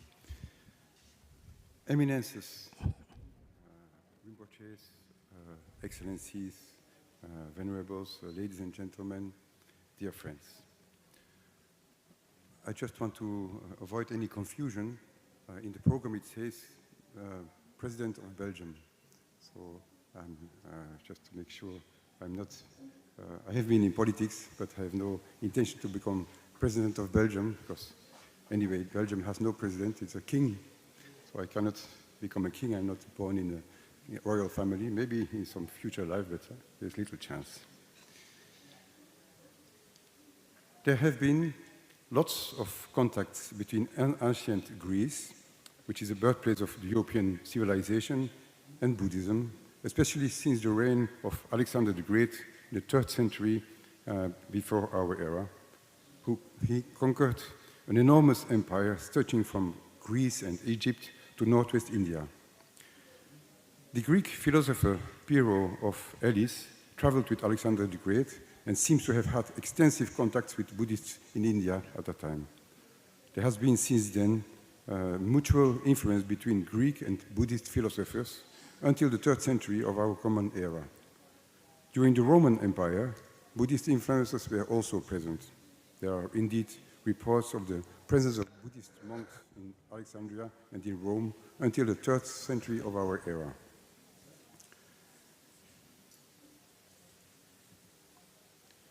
The history of Buddhism in Europe really began in the 19th century, primarily because of the interest aroused by the Buddha's teachings amongst intellectual and philosophical circles. It is from the 20th century onwards that the Dharma was adopted as a way of life, study, and practice by a constantly growing number of Europeans. During the first half of the 20th century, it was mainly the Theravada tradition that was taking roots in several European countries. From 1950 onwards, the Sanskrit Sutra traditions were getting more and more established, and especially since the 1960s, the Zen traditions and the Tibetan Buddhist schools have become widely adopted by Westerners in all European countries, as well as in the United States, Canada, Latin America, Oceania, and more recently also in Africa. In 1975, the European Buddhist Union was founded as an international umbrella association of Buddhist organizations and national Buddhist unions in Europe. Its mission is to facilitate international exchange and promote spiritual friendship amongst European Buddhists, to support social action and ideas motivated by Buddhist values, and to amplify the voice of Buddhism in Europe and worldwide. The European Buddhist Union has presently over 50 member organizations of all Buddhist traditions and 14 national Buddhist unions, representing over 5 million European Buddhists. On the political level, since 2018, the European Buddhist Union is taking actively part in what is known as the Article 17 of the Lisbon Treaty dialogue between the European institutions in Brussels and the European religious and philosophical organizations. On the side of the European Commission, the European Buddhist Union is invited twice a year to a high-level meeting by the Vice President of the Commission, together with the heads of the European religious and philosophical organizations, in order to discuss the social, economical, and political issues facing the European Union. The next high-level meeting to which the European Buddhist Union is invited will be on 18th January. In the European Parliament, the European Buddhist Union is regularly invited to take the floor in public meetings organized in the framework of the Article 17 dialogue. These meetings concern topics of general interest like the environment, the future of Europe, migration, artificial intelligence, and so on. In 2022, I have just been invited to take the floor in the European Parliament to present the Buddhist point of view on the European policy of animal welfare. From 2021 to beginning 2023, the European Buddhist Union has organized, together with the European Jewish Congress, the Conference of European Churches, and the Muslim organization Faith Matters, a vast campaign in 18 European Union member states on the protection of places of worship. This campaign received an important grant from the European Commission. Since 2022, the European Buddhist Union has changed its seat from Paris to Brussels in order to be present in the capital of Europe, where the European institutions have their main working place. It is through our participation in interfaith dialogue, through our presence at European seminars and conferences, and through regular meetings with European top politicians and decision makers that we make the voice of Buddhism heard within European institutions. For example, on 27 May 2021, the European Buddhist Union President, Vice President, and myself had the privilege of having a 45 minutes meeting with the European Parliament's first Vice President, Roberta Metsola, who was at that time in charge of the Article 17 dialogue. She was very interested and asked many questions about Buddhism. In January 2022, after our meeting, Roberta Metsola was elected President of the European Parliament, which she is still up to the present. In 2022, the European Buddhist Union has adopted the legal form of an international non-profit association established through a royal decree signed by King Philip of Belgium. Like elsewhere in Europe, it was in the late 60s and early 70s that in Belgium, the Buddha Dharma was firmly taken roots, with the creation of temples and centers belonging to the Theravada, Mahayana, and Vajrayana traditions. When Akung Tulku Rinpoche, my teacher, told me in 1977 that it would be of great benefit to receive His Holiness the 16th Karmapa in the capital of Europe, I co-founded the Kagyu Samgyet Dzong Center in Brussels, for which I'm still responsible.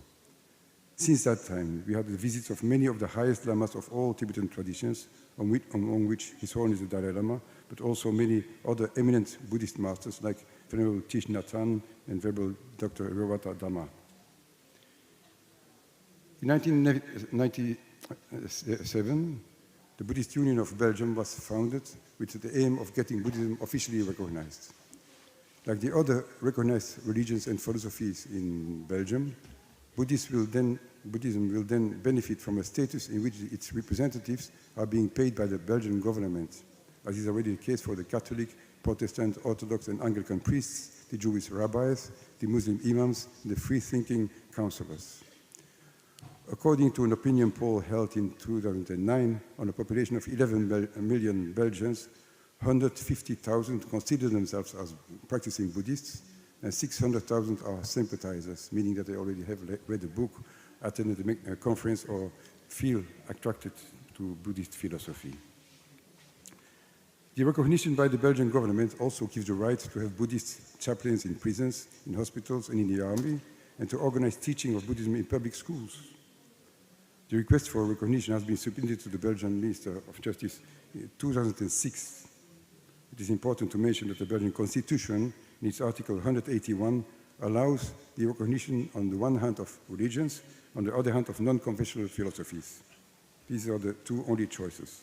Up till recently, only the Free Thinkers organization has been recognized as non-confessional philosophy. Contrary to the Abrahamic religions, as you all know, monotheistic, Buddhism does not believe in a God creator, does not have any dogma, and gives priority to understanding rather than blind faith. That is why the 40 member associations of the Belgian Buddhist Union chose unanimously to be recognized not as a religion, but as a non-confessional philosophy.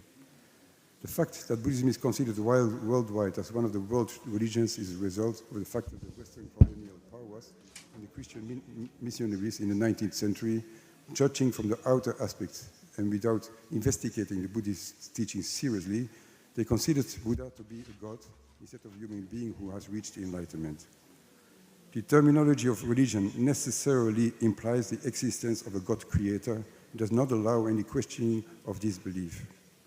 Buddhists do not consider themselves as believers, contrary to the followers of the Abrahamic religions. Nevertheless, Buddhism is a spirituality, but instead of serving a supreme being, as you all know, its aim is to attain understanding of the real nature of the mind and thus realize primordial wisdom inseparable from limitless compassion and loving kindness.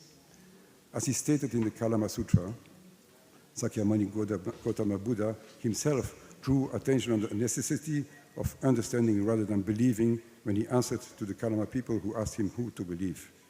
Since our time is limited, I will only quote the last part of his well-known sutra, quoting the Buddha.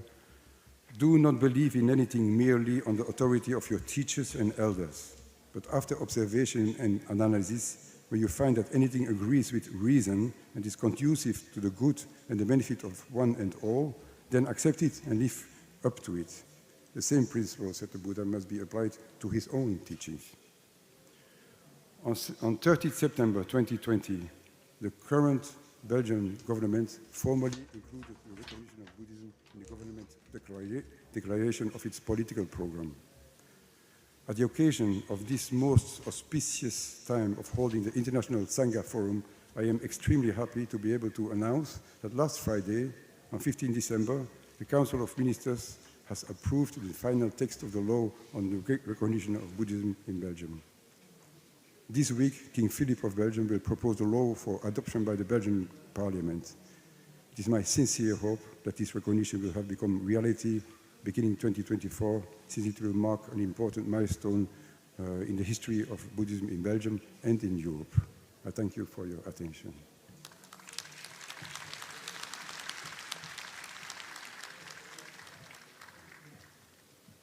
Thank you, Dr. Carlo. Now I have here Venerable Dittisampanno Mahathero. Venerable Dittisampanno is a professor at STIAB Samaratunga University since 2004, and he also holds and held many මීළඟ ඉදිරිපත් කරනු ඉදිරිපත් කිරීම ඉටු කරනු ලබන්නේ associated with many academic institutions and organizations.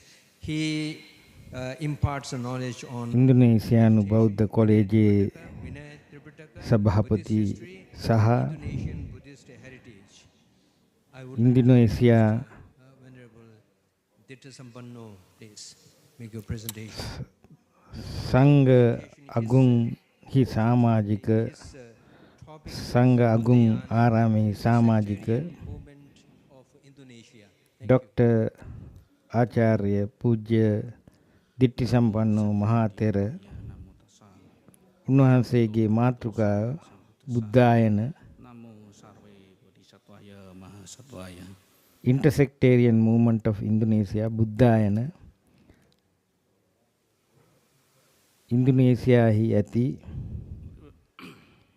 අන්තර් පාර්ශ්වික සංසිද්ධිය පිළිබඳව කරන ඉදිරිපත් කිරීම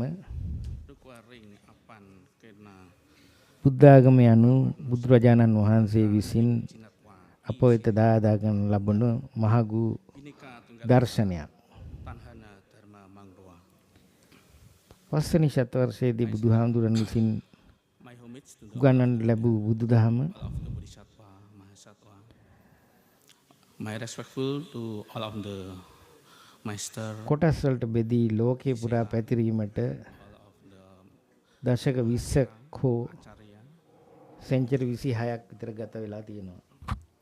ඓතිහාසික වශයෙන් I'm very thankful for the committee that's ආරම්භයේදී බුදුරජාණන් වහන්සේ දේශනා කළේ එක් ධර්මකාරණ එක් the Buddha movement in බෞද්ධ Indonesia. දර්ශනයක් පමණයි. Actually, නමුත් කාලයාගේ ඇවෑමෙන් as one of සහ අර්ථය විවිධාකාරයෙන් නිරූපණයට යාමෙන් ධර්මය කියන and then in the මේ වස්තුව in the development of the Buddha, විසින් the Buddhism, මේ if I බුද්දිසම් නැත්නම් the classification of the බෞද්ධ history, යන ආගම Professor විවිධාකාර වූ සම්ප්‍රදායන් වලට බෙදිලා ගිහිල්ලා තියෙනවා. historical histories of Buddhism as two parts, early Buddhism and also the school of Buddhism. So from the histories, we also know that Buddhism spirited and divided into many of schools and traditions. And if I'm not wrong, that is about after 1st century until 5th century, they have many of tradition, about more than 18 tradition school. And then we now we know the big tradition in Buddhism, that is Theravada, Vajrayana, and also Mahayana. Come from the second මේ පළවෙනි බෙදීම ඇති වෙලා තියෙන්නේ දෙවන සංගායනාවේදී එහිදී Staviravada and also Mahasangika. ඒ දෙයාකාර වූ සම්ප්‍රදායන් නම් ස්ථවිරවාදය සහ in Indonesia, it's during first until 10th century as the golden age of Buddhism. ඉන්දුනීසියාවේ පළවෙනි සහ 10 වසර And the time සතවර්ෂයන් Buddhism and තුලදී Shiwais that grow up together. එය Then, as we know, බෞද්ධාගමේ in සතවර්ෂ Indonesia we ලෙස හඳුන්වනවා. have many of Shiva and බෞද්ධාගමෙන් සහ Brahmanism. සිවායිස්ට් යන ආගමිකයින් And the time එකට එක්ව වැඩුණු අතර with the ඒ many හා සමගම school and tradition that විවිධ how to harmonize life. To harmony, we live to harmony. විවිධ අදහස් දරන ගුරුකුලයන් සහ සම්ප්‍රදායන් බිහි වුණා. I read සාමකාමී and in the first සහ ජීවන රටාවක් මිනිසුන් වෙත ලබා දීමට සහ come from the book of ලබා දීමට by රජය විසින් Mpu Tantular. භාවිතා කරනු ලැබූ I think Buddhist scholar ආදර්ශ පාඨයක් තියෙනවා. century that එය වන්නේ තණ්හනා ධර්ම මනර්වා all විනේක තුංගල් ඉකා Shiva Buddha තාත්වා different that come from the book of Sutta Soma. but මේ ඉහත සඳහන් කිරීමට ලැබූ පාඨයන් දෙක tanhana dharma mangrua ලියා ඇත්තේ no dharma සුත සෝම යන ග්‍රන්ථයේ is different මුපු කියන රචකයා විසින් මුපු තැන්ටිවුල it's similar බින්නේක තුංගල් ඉකා means even all is different සියලුම වෙනස් වුවත් but united in one dharma unite in diversity. එක් ධර්මයක් තුල එකතු වෙන්න එහෙම නැත්නම් බෙදෙන්න බෞද්ධ දර්ශනය මූලිකවම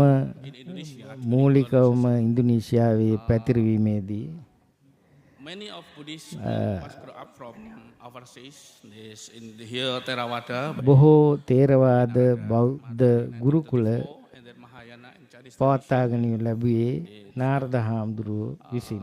Buddha Jawi is Mahayana and school of Chinese Buddhism tradition, come from Majapahit and Sriwijaya period. that Buddha is still Jawi alive until tradition, now in Bali Island. Buddha ජවි And යන then also සම්ප්‍රදායන් Taoism and උදාහරණ වශයෙන් ගත Confucianism. Because of political ඉන්දුනීසියාවේ ism, Tao and Confucianism, එහි තිබුණත් one organization කන්ෆියසියස් වාදය සහ තාවෝ වාදය so and the time දේශපාලනික බලපෑම් මත තිබුණත් Buddhism තාවෝ and Confucianism build organization. මේ සියලු ආගමක්ම බුදුදහම තුල ගොඩනැගූ දේවල්. After that we come to බුද්ධ යානය නැතිනම් බුදුහාමුදුරුවන් ගිය ගමන් මඟ actually Budayana යන්න මේ අසින් ජිනක රක්කිත කියන හාමුදුරුවන් වහන්සේ විසින් ඇති කරනු ලබන යම් කිසි of the Mahasi Sayadaw, යම් කිසි ක්‍රියාකාරී he was ordered පිරිසක්. become novice in Chinese tradition with Penching Fasel, and then after that by Penching Fasel ඉන්දුනීසියානු ආගමට දහමට අනුව to study බුද්ධ යාන කියන්නේ Theravada Buddhism under Mahasi Sayadaw. And then නව the Budayana නව is come from පිටුවක් the word of Buddha. බුදුදහම තුල ඇති වී තියෙන Buddha මේ is now Buddha is අනුකම්පා දයාව පෙරදරිව කරගෙන ජීවිතය ගෙන යාමට ඇති. religions our මොකද මක් නිසාදයක් බුද්ධ යාන and also Yana is been යන්න so this is the part පාර්ශ්ව අතර සහ සම්බන්ධය ඇති කරන of the Buddha. So movement එකක් නැත්නම් අවස්ථාවක් වන අතර Budayana movement is where we want to මේ බුදුදහම විවිධාකාර වූ ගුරුකුල වලට බෙදිලා ගියත් ඒ සියලුම ගුරුකුලයන්ට we have same goal to ඒ වෙනස්කම් තුල ගරු කිරමින් සහයෝගයෙන් කටයුතු කිරීමට ඒ ඉවහල් වන නිසා. so Budayana is the new paradigm of harmonious life in Buddhism because Budayana is intersectarian movement with respectfully of differentiation in the school of Buddhism. So next. And then the pioneer of Budayana, the movement is the first is in organizational is we call the Sangha Order, Sangha Agung Indonesia or Indonesia Mahasangha, and Indonesian Budayana Councils.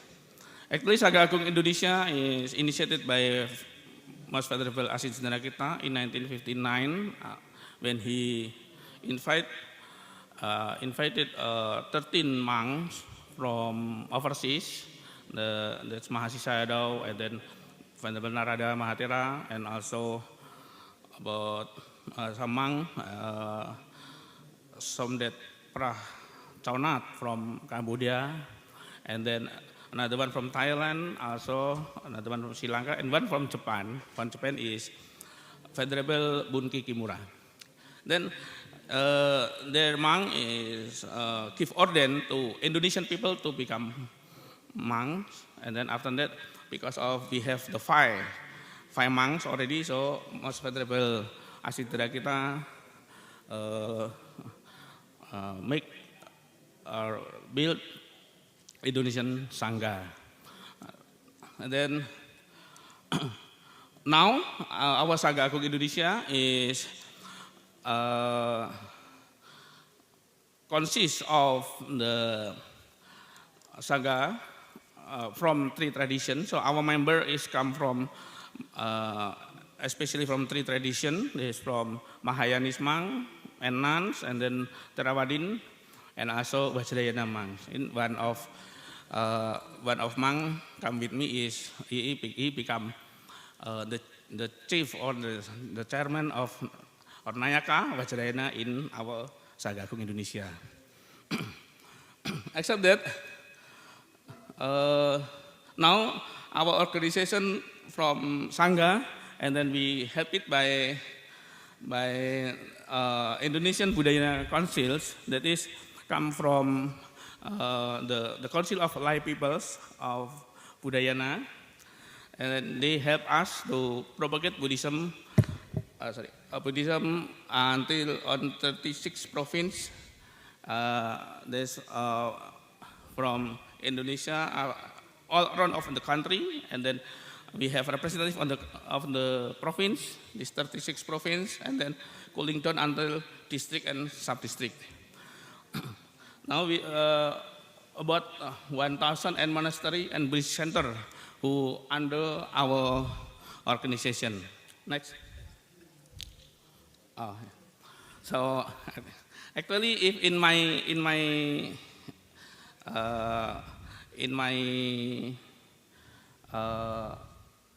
presentation, many of picture, but because of time, so I think this is my presentation. Thank you for your attention, and if you have question, please after this. Thank you. May all being be happy, be free from suffering. Sapi sata bhavantu sukhitata. Sadhu, sadhu, sadhu. Good afternoon. Namo Sani Budaya, Namo Buddhaya. Thank you, Venerable Ditti Sampanna Mahathero. Ditti Sampanna Mahanayaka Hamdurante Stuti. Now, actually, we are led by, still we මේ are අවස්ථාවේදී අපි දැනටමත් ප්‍රමාද වෙලා තියෙනවා. 15 minutes. අපි විනාඩි 15ක පමණ ගත කරලා තියෙන වැඩියෙන්. We would like to have some questions to give opportunity. තේ වේකේ සඳහා නතර කිරීමට පෙර ඔබට ඇති ප්‍රශ්න සහ පිළිතුරු සඳහා අවස්ථාවක් ලබා දීමට සංවිධායක මණ්ඩලය කටයුතු කරනවා.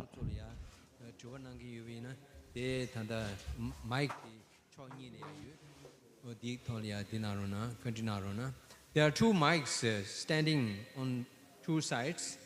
So please, if you have questions or comments or anything like that, ඔබට යම් කිසි ප්‍රශ්නයක් හෝ ඒ පිළිබඳව අදහස් දැක්වීමක් තියෙනවා නම් ඒ මේ සඳහා අවස්ථාවයි. please introduce yourself. කරුණාකර ඔබ හඳුන්වා And the දෙන්න. question should be as brief as possible. ප්‍රශ්නේ ඉතාමත් කෙටි විය යුතුයි. Details. Please. Yes. කරුණාකරලා. Thank you very much, Gena, for the opportunity. My name is Karma Children and I'm from Malaysia. I have a question for the only Bhikshuni on stage. This is regarding the Atta Garu Dharma. Just wanted to ask you, මේ අත්තගරු ධර්ම හා සම්බන්ධ ප්‍රශ්නයක්. do you think that the Buddha actually promulgated these 8 Garudharmas, or was it a later addition? As Buddhism became, the nuns, the Bhikshunis order became more and more advanced, so these rules were a later addition. So that's all my question is. Thank you. Yeah.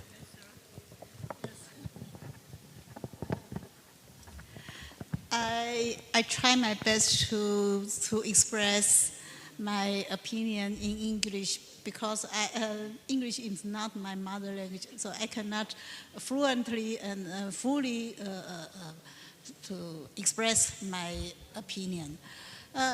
I don't think that the Atta Garudharma was established by the Buddha. Yeah.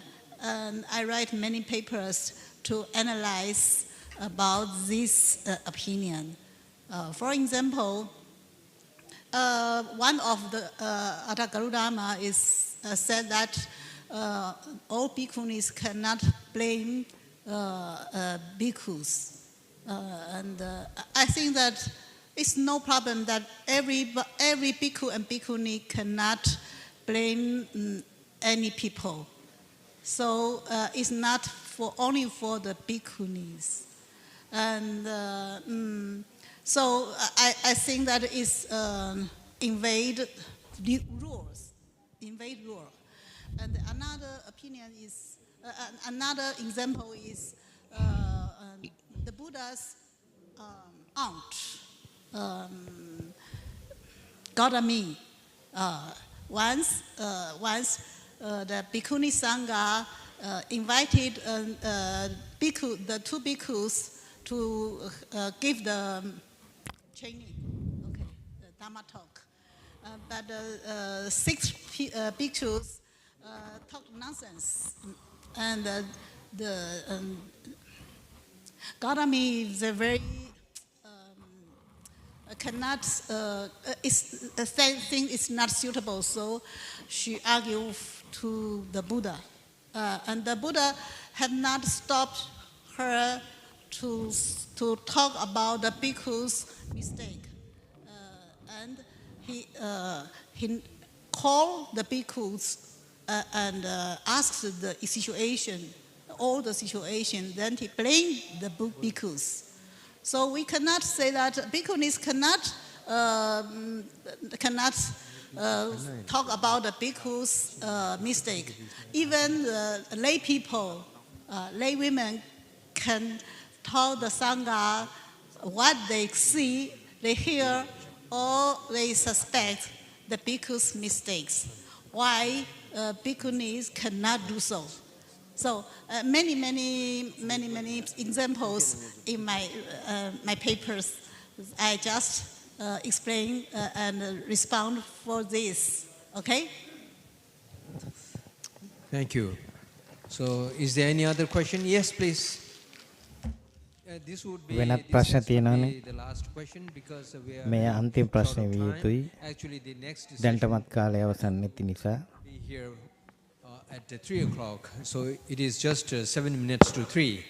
So please go ahead.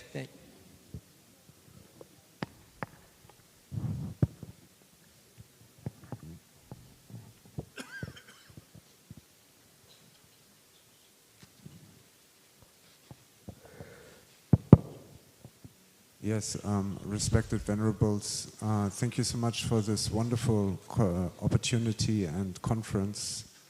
My question is also inspired by Bhikkhuni's wonderful paper, and since we're talking about Buddhism in the 21st century, I was a little bit shocked also to see no woman on the stage this morning, and to only see one woman on the stage now, where women make up 50% of the world's population and are a real expression of love and compassion and wisdom. So my question would be addressed to the organizing Rinpoches, how to bring more balance into Buddha Dharma, especially on a higher level like sitting on the stage. Thank you so much.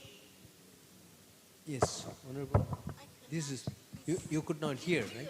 Yeah, I cannot So, can you come forward, please, and be brief with your question? She could not hear, Venerable. Yes, but the Your question... question is to her. No, right? the question was to you. The question was To me? inspired by her. Yes. Okay, thank you. Please come. I could not hear you. Okay.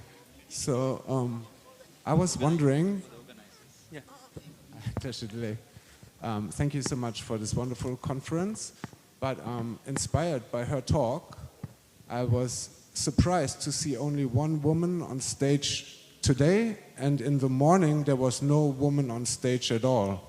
And we are in the 21st century. We are in the 21st century. Women make up 50% of the world's population, and women are a natural expression of love and compassion in union with wisdom. Yeah, please. Yes. So how can we, in the common years, have a more equal gender spread on stage as well? Okay. Thank you very much. Thank you very much. So I think this question goes to the organizers, not to the chairperson. So I will report this to the organizers. Thank you very much. So The kidney power. with this, I thank each of the presenters and speakers for මේ their අනුව මම සියලුම presentations. This shows සහභාගී වූ the issues විද්වතුන්ට මගේ ස්තුතිය පිරිනමනවා. diversity, and we can say in a way at the global level the diversity can be seen, and also geographically they come from all different kind, the parts of the world. So Buddhism really, in this very particular session we can see the diversity and plurality and addressing the issues of different types. So with this, I really thank each of the speakers. Thank you very much. And also the presence of His Eminence Changsa Choji Rinpoche being here for the whole session. I would like to express my gratitude for his presence.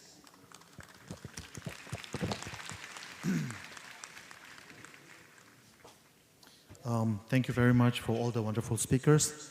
Now I would like to request Gyabje Changsa Choji Rinpoche to present a certificate of appreciation to the chairperson as well as the speakers. So I would like to මීළඟ අවස්ථාව සහතික පත්ත ප්‍රදානය මම ආරාධනා කරනු ලබනවා ඒ ඉදිරිපත් කිරීම සිදු කළ විද්‍යාර්ථීන් හිමිවරුන්ට සහ මහත්මයාට එම සහතික පත්‍ර ලබා ගන්නා ලෙස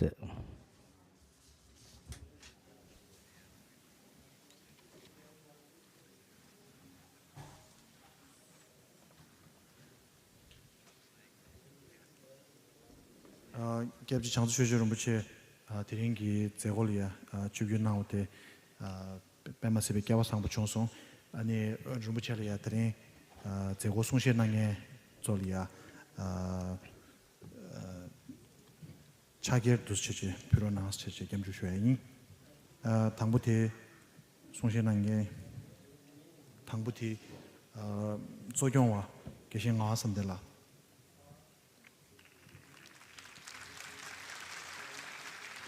Professor Venerable Geshe Ngawa Samdela, the chairperson for this session.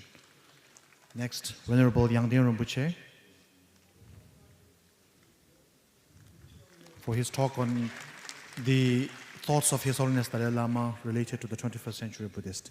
Next, Professor Venerable Raluve Padmashri Tero.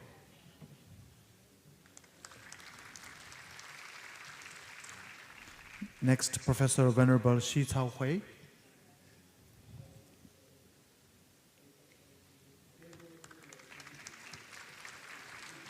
Next,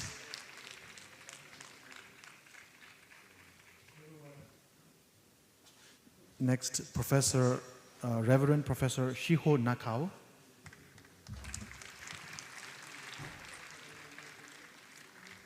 Next, Mr. Carlo Luix.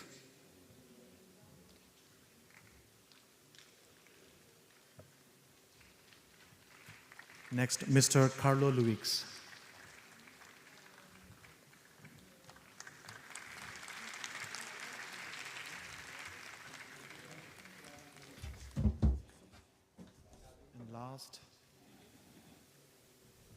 last but not the least, Venerable Diti Sampano Mahathera.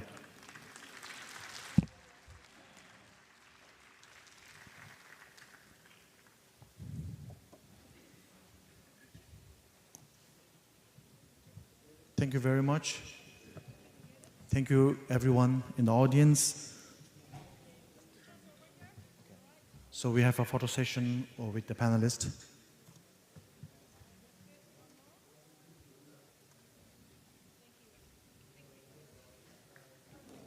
Thank you. So originally we are supposed to reconvene at 3, but since it's already 3 now, we'd like to, we can have a break until 3:15. So please come back here at 3:15. And so the next.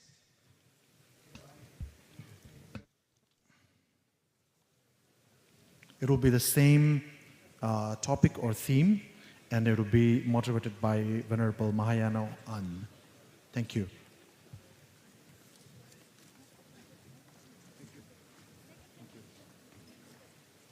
Thank you. Thank you, Venerable.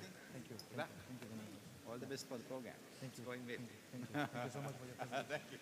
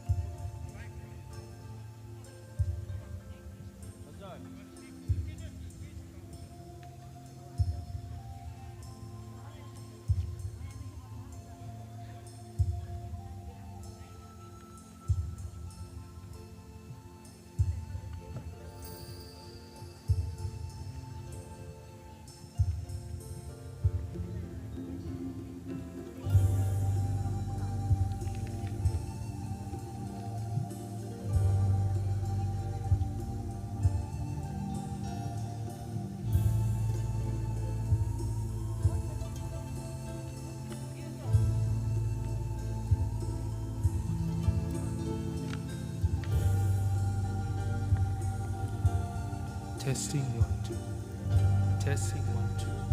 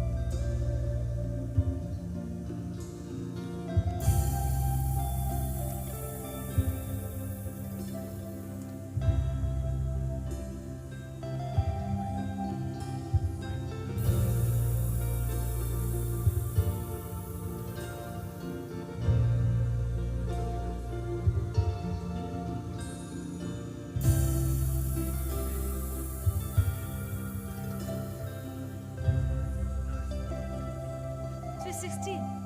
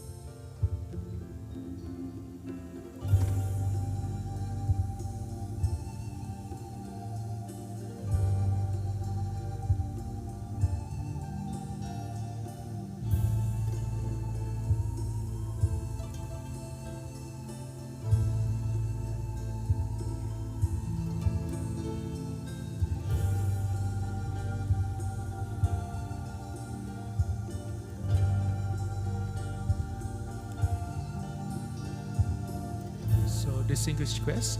So we're going to start our next session in about 5 minutes. So I would like to ask all the speakers to get ready, and I would call each speaker up once we start at 3:30. So that's in about 5 minutes. We'll start the next session. Thank you.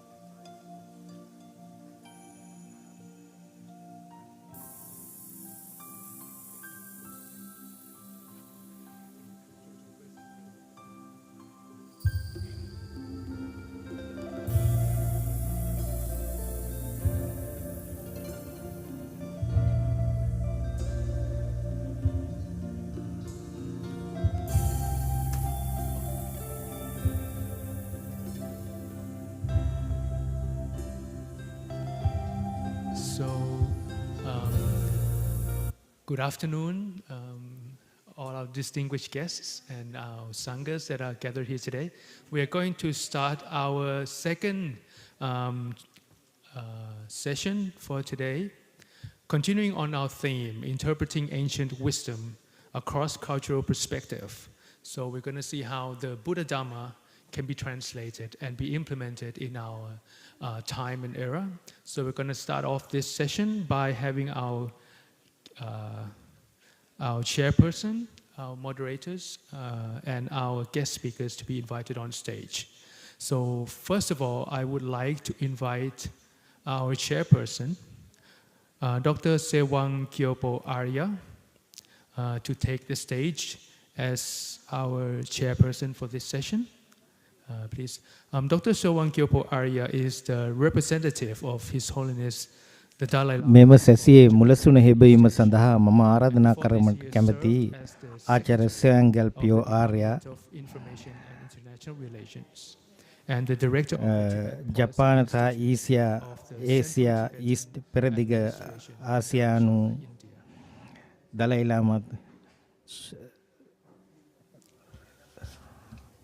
And for our speakers for this session, ශුද්ධෝත්තම Dalai ලාමාතුමන්ගේ නියෝජිතයා ලෙස කටයුතු කරන ජපානයේ සහ පෙරදිග ආසියාවේ නියෝජිතයා ඉදිරියට කටයුතු කරන ආචාර්ය ස්වයං ගයල්පෝ ආර්යා මෙතුමන්ට මුලසෙන් හෙබීම සඳහාත් ඒ වගේම මේ මෙහිීමේ කටයුතු සිදු කිරීම සඳහා තායිලන්තයෙන් පැමිණි Deputy Director of Education at the Vajrayana Buddhist Council of Malaysia, to take the stage. භාවනා මධ්‍යස්ථානයෙන් පැමිණි භාවනා පිළිබඳව ගුරුවරයෙක් විදිහට කටයුතු කරන වෙනරබල් මහායානෝ අවුන්. The visiting lecturer of Postgraduate Institute of Humanities and Social The presenters are Venerable Pum Guang will be speaking. Pum Guang, our fourth speaker, I would like to South Korea he Jogi order Acharya Acharya committee අධ්‍යාපන සඳහා වූ ආචාර්ය කොමිටියේ සභාපති වන වෙරණඹු කුංගාන් හාමුදුරන් වහන්සේට ඒ වගේම දෙවනි ඉදිරිපත් කිරීම සඳහා ආරාධනය අධ්‍යාපනය පිළිබඳ නියෝජ්‍ය අධ්‍යක්ෂක ලෙස කටයුතු කරන මැලේසියාහි වජ්‍රයාන බෞද්ධ සංගමේ නියෝජ්‍ය අධ්‍යාපන අධ්‍යක්ෂක ලෙස කටයුතු කරන සහ ඉන්දියාවේ දෙල්ලිහි අන්තර්ජාතික බෞද්ධ සංසදයේ නියෝජ්‍ය සභාපති ලෙස කටයුතු කරන වෙනරබල් පූජ්‍ය ආචාර්ය කර්මාතෂි චෝන්රන් සහ තුන්වෙනි කතිකයා ලෙස the abbot of Wat Pa Puthakaya, the Thai Wat Pa Puthakaya monastery, to please take the stage as our guest of honor for this session. දැනට බාහිර දේශකවරයෙකු ලෙස පේරාදෙණිය විශ්වවිද්‍යාලයේ ශ්‍රී ලංකාවේ පේරාදෙණිය විශ්වවිද්‍යාලයේ පශ්චාත් උපාධි හා මානව ශාස්ත්‍ර පීඨයේ කටයුතු කරන පූජ්‍ය මහාවෙල රත්නපාල හාමුදුරුවන් වහන්සේට ඒ වගේම ඒ වගේම අතිගෞරවාර්හ බිකු නන්දිසේන මෙක්සිකෝවේ ධම්ම විහාරයේ නායක ලෙස කටයුතු කරන ඒ වගේම පූජ්‍ය මහාචාර්ය වංචුක් ජොර්ගි නෙගී උපකුලපති විදිහට කටයුතු කරන ටිබෙටන් උසස් අධ්‍යාපන ආයතනයේ learned abbots, rinpoches, bhikshus and bhikshunis and scholars and a participant from the different countries. මේ අවස්ථාවට සම්බන්ධ වන සියලුම විද්‍යාර්ථීන් භික්ෂුන් වහන්සේලා භික්ෂුණීන් වහන්සේලා ඇතුළු සියල්ලන්ගෙන්ම අවසරයි. The liaison office of His Holiness the Dalai Lama for Japan and East Asia. So it's a great honor to welcome you all to this සියලු දෙනා පිළිගැනීම මට ලැබූ වාග්යක්. today's forum that is interpreting ancient Buddhist wisdom cross-cultural perspectives. So first of all, I would like to thank පැරණි බුදු දහමේ බෞද්ධ ඥානය තුළ ඇති අන්තර් සංස්කෘතික සන්දර්භයන් පිළිබඳව අර්ථ නිරූපණයක් යන මෙන් පවත්වන දෙවනි සැසියේ ආරම්භය සඳහා අපි සූදානම් වන මේ මොහොතේ ඒ හා සම්බන්ධ වන සියලුම දෙනා ඉතාමත් ආදරෙන් පිළිගන්නවා. behind the times. අපි දැනටමත් කාලය ප්‍රමාද වී ඇති බැවින් ඉතාම ඉක්මනින් අපේ මේ කාර්ය පටන් ගනිමු කියා මම යෝජනා කරනවා. As for the sessions, as you all know, the Buddhism was born in India, and India is ඔබ සියලු දෙනා දන්නා පරිදි බුදු දහම ඉන්දියාවේ ඇති වූ බව fortunate and blessed that His Holiness the Dalai Lama was with us this morning and blessed the forum. And අපි සමග සුද්ධෝත්තම දලයි ලාමාතුමන් අද උදෑසන මෙහි ගත කළා. අපට ආශිර්වාද කරනු ලැබුවා මේ ශ්‍රේෂ්ඨ කාර්යයට. and attain the enlightenment. And from India, Buddhism spread to the neighboring countries like Sri Lanka. ඉන්දියාවෙන් බුදු දහම පැතිරි ගියා. ඒ ආසන්න රටවල් වන ශ්‍රී ලංකාව, නේපාලය, ජපානය, කොරියාව වැනි රටවලට බුරුමේ, තායිලන්තය වැනි ලාවෝස් වැනි කන්ට්‍රි. නමුත් අද මේ සැසිය මේ අන්තර් සංස්කෘතික සන්දර්භයන් තුළ බුදු දහමේ පැරණි බුදු දහමේ ඥානය අර්ථ නිරූපණය කිරීමකට අපි සූදානම් වන්නේ. By interacting with these local countries, there has been little change in interpretations and change in the perspective also. But it has enriched the concept අපි මෙය අර්ථ නිරූපණය කිරීමට යාමේදී විවිධ රටවල් වලින් විවිධ අදහස් ඉදිරිපත් වීමට පුළුවන්. මම වැඩි කාලයක් ගත නොකර මේ සෙෂන් මෙම සැසියේ කාර්ය ආරම්භ කරන්න යනවා. His Holiness the Dalai Lama usually used to say that we have to see the Buddhism from three perspectives. That is Buddhism as සුද්ධෝත්තම Dalai ලාමාතුමන්ට අපි බුදුදහම පිළිබඳව ආකාර තුනකින් මේ දෙස බැලිය යුතුයි. especially in a Western country, they say that Buddhism is not a religion, it's a පටි රටවල කියනු ලබන්නේ බෞද්ධ දර්ශනය ආගමක් නෙවෙයි. it's a science of mind. මනසේ තියෙන විද්‍යාවක් පිළිබඳ.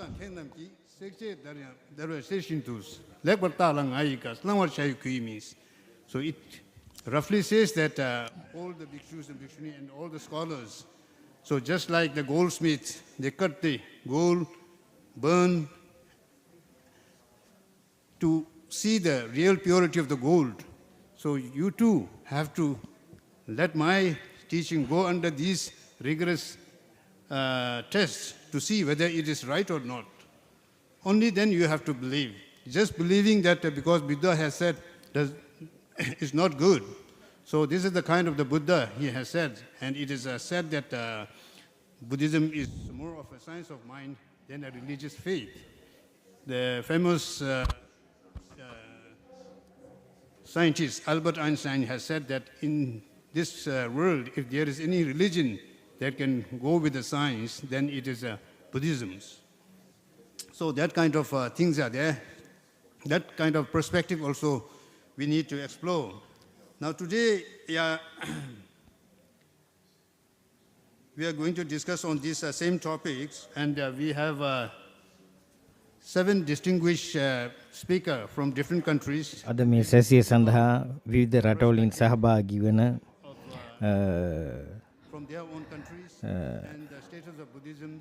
මේ ගැන තමන්ගේ අදහස් ඉදිරිපත් කිරීම සඳහා භික්ෂුන් වහන්සේලා ඇතුළු හත් ශාස්ත්‍ර So the science people will present their own paper. These papers are as ශාස්ත්‍රදරයන් 7 දෙනෙකු පමණ සහභාගී වෙනවා. try to summarize their long presentation in 10 minutes. So I welcome you to all these මම මෙම දෙවැනි සැසිය සඳහා ඔබ සියලු දෙනාම ඉතාමත් උණුසුම් ආකාරයෙන් පිළිගන්නවා. මම පළමුවෙනි කතිකයාව හඳුන්වලා දෙන්න අපේ introduce the speaker from the dais. So let me welcome you all to this second sessions of these forums.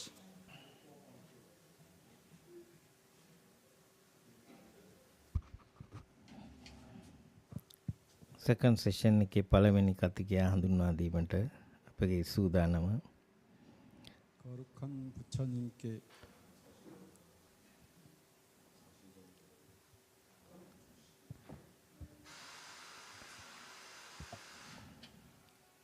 එය ඉදිරිපත් කරනු ලබන්නේ Venerable Kumgang. So for the first speaker, we have Venerable Kumgang from South Korea. So පූජ්‍ය කුම්ගම් South Korea. Joge Order of Korean උන්වහන්සේ ආචාර්ය අධ්‍යාපන පිළිබඳ ආචාර්ය කොමිටි එකේ සභාපති හිමියන් වන අතර උන්වහන්සේගේ මාතෘකාව වන්නේ The Role of Buddhism in the 21st Century නැතහොත් 21 වෙනි ශතවර්ෂයේ බුදුදහමේ කාර්යභාරය යන 21 වෙනි ශතවර්ෂයේ බුදුදහමේ කාර්යභාරය යන්නමින් උන්වහන්සේගේ ඉදිරිපත් කිරීම මේ අවස්ථාවේදී සිදු කරනු ලබනවා. 깨달음의 가르침에 기이합니다. 청정한 승가에 기이합니다. 나무 부다, 나무 달마, 나무 상가. 2600년 전은 부처님 시대, 철기 시대였습니다.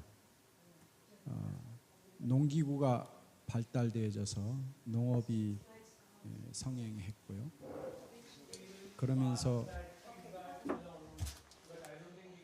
욕망과 갈등이 시작됐습니다.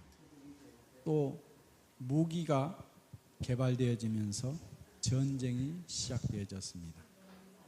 고의 문제가 시작되어졌을 때 석가모니 부처님의 가르침을 통해서 평화롭고 행복한 시대가 2600년이나 되었습니다.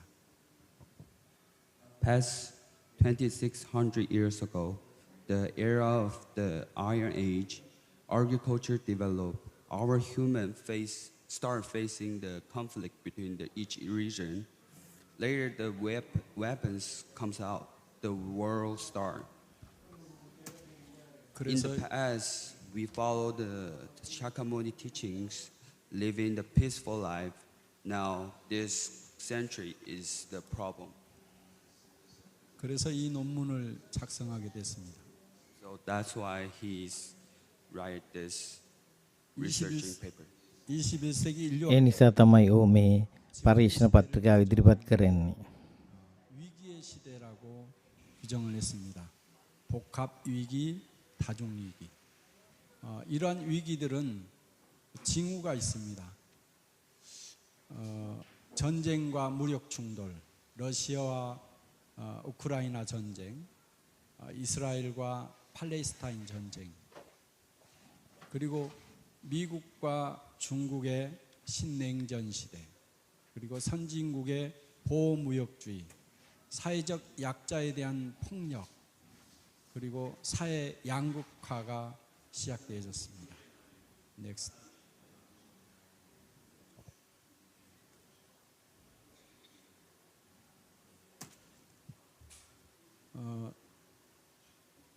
그래서 이런 위기는 바로 메가 트렌드가 있습니다. 넥스트.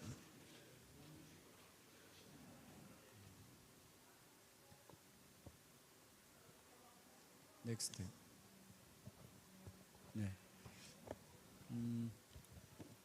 21세기 메가 트렌드는 바로 첫 번째로 탈진실, 포스트듀스, 또 탈생태, 포스트 이코시스템, 탈인간, 포스트 휴먼, 이것들을 통해서 생태 위기, 이컬러지컬 클라이서스, 그리고 또 경제 위기, 이코노믹 크라이서스, 그리고 리소스 컬처 클라이서스. 21 ශතවර්ෂයේ නූතන සමාජය විශ්ලේෂණය කිරීමේදී 탈진실이라고 하는 것은 පශ්චාත් 정보화 사회 මානවීය සහ 과잉되어지고 왜곡되어졌을 때 진실이 붕괴되고 සාධක 붕괴되는 그런 시대입니다. සහ 그리고 කීපයක් දක්නට ලැබෙනවා. ඊකොලොජිකල් ක්‍රයිසිස්, පරිසර විද්‍යාත්මක 인간이 소외되고 අර්බුදය, සෝෂියෝ කල්චරල් ක්‍රයිසිස්, සමාජ සංස්කෘතිකමය අර්බුදය, economic crisis, ආර්ථිකමය 사회적 문화적 අර්බුදය. 위기를 만들어냅니다. 탈진실은 정보의 과잉, 왜곡과 연결되어 있으면서 보다 근본적으로 진실과 가짜의 경계가 무너져 버립니다. 그리고 정보통신 기술과 AI, 알고리즘의 결합으로 인해서 인간은 더 이상 정보를 통제할 수 없는 시대가 됐습니다. 그리고 탈진실은 신뢰의 붕괴와 이어지고 사회 문화적으로 위기가 생겨나는 것이죠. 그래서 세계 곳곳에서 가짜 뉴스가 수없이 생산되어지고 그것으로 인해서 갈등이 심화되어지고 그래서 서로 혐오하는 그런 시대입니다. 두 번째로는 탈생태, 포스트 이코시스템, 환경 파괴, 기후 변화, 자원 고갈, 이 과학의 발달로 인해서 만들어진 것들입니다.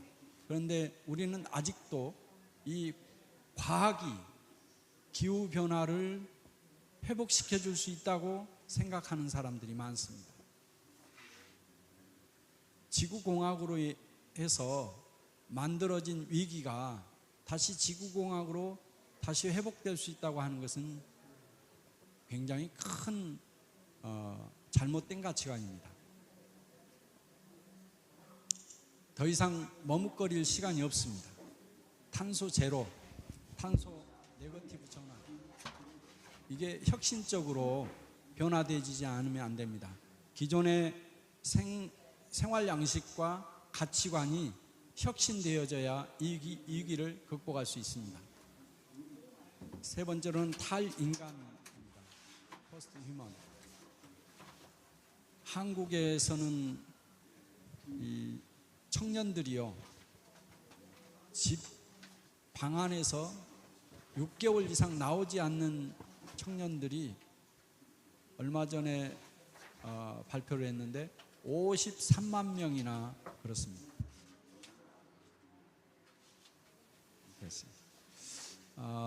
기술 발전에 따라서 인간이 소외되고 불평등이 증가되어지고 있습니다. AI에 의존하는 게 높아지고 있고, 그리고 미디어에 중독되어지고, 또 핸드폰이라든지 이런 그런 데 의존하면서 서로 조화롭게 사는 것이 점점이 무너지고 있습니다. 넥스트.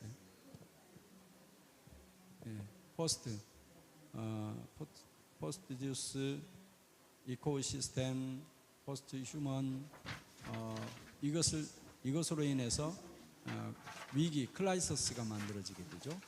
그리 돼서 레츠 그레이드 이제 점점 퇴행하고 또 멸망하게 되는 시대까지 가게 되어집니다. 넥스트. 그래서 불교적 해법이 필요합니다. 부처님의 근본 가르침을 통해서 이것을 극복하는 것이죠. So that's why we need the fundamental teachings of Buddhism for the crisis we're facing.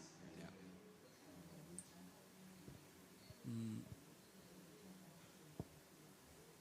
팔리어 전통에서의 무아와 연기법, 산스크리트 전통에서의 평등 사상, 또 선 전통에서는 불성을 중요하게 여기고 있습니다. Dependent originations and non-self is the Pali traditions Buddhism main teachings practice. Equality is Sanskrit tradition Buddhism main teachings and practice. And the Buddha nature is Chan Buddhism's tradition practice and teachings. Overall, this is the 21st century's Buddhism's practice that can overcome the problem that we face right now. Next. 생태위기는 부처님의 연기 원리로 조화롭게 회복해서 인간 세계와 또 조화로움이 훼손된 것을 회복할 수 있는 가르침이고, 넥스트. 사회 문화적 위기는 바로 서로에 대한 불신과 오해, 혐오, 폭력, 이 탈진실을 계속 증폭시키고 있는데요.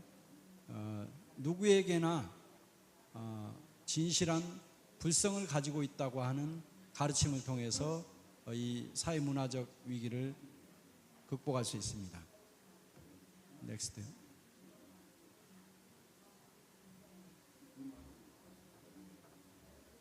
세 번째는 경제적 위기를 극복하는 방법으로는 바로 평등 사상과 선불교 전통에 있는 불성 사상이 이것을 극복할 수 있습니다. 그래서 양극화와 불평등을 극복하고 공평한 분배, 경제적 평등을 추구할 수 있습니다.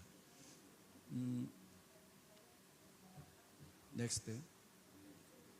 그래서 위기를 메가트렌드를 통해서 불교적 가치의 해법으로 적용 가능한 불교 가치를 바로 연기와 불성, 평등과 불성, 연기와 불성을 통해서 이 위기를 극복할 수 있도록 하는 연구를 지금 하고 있습니다. 네, 여기까지 마치겠습니다. 감사합니다. Oh, thank you very much, Venerable Kumga, for your nice presentations. And now the next speaker we have is Venerable Mahavela Ratnapala Thero from Sri Lanka.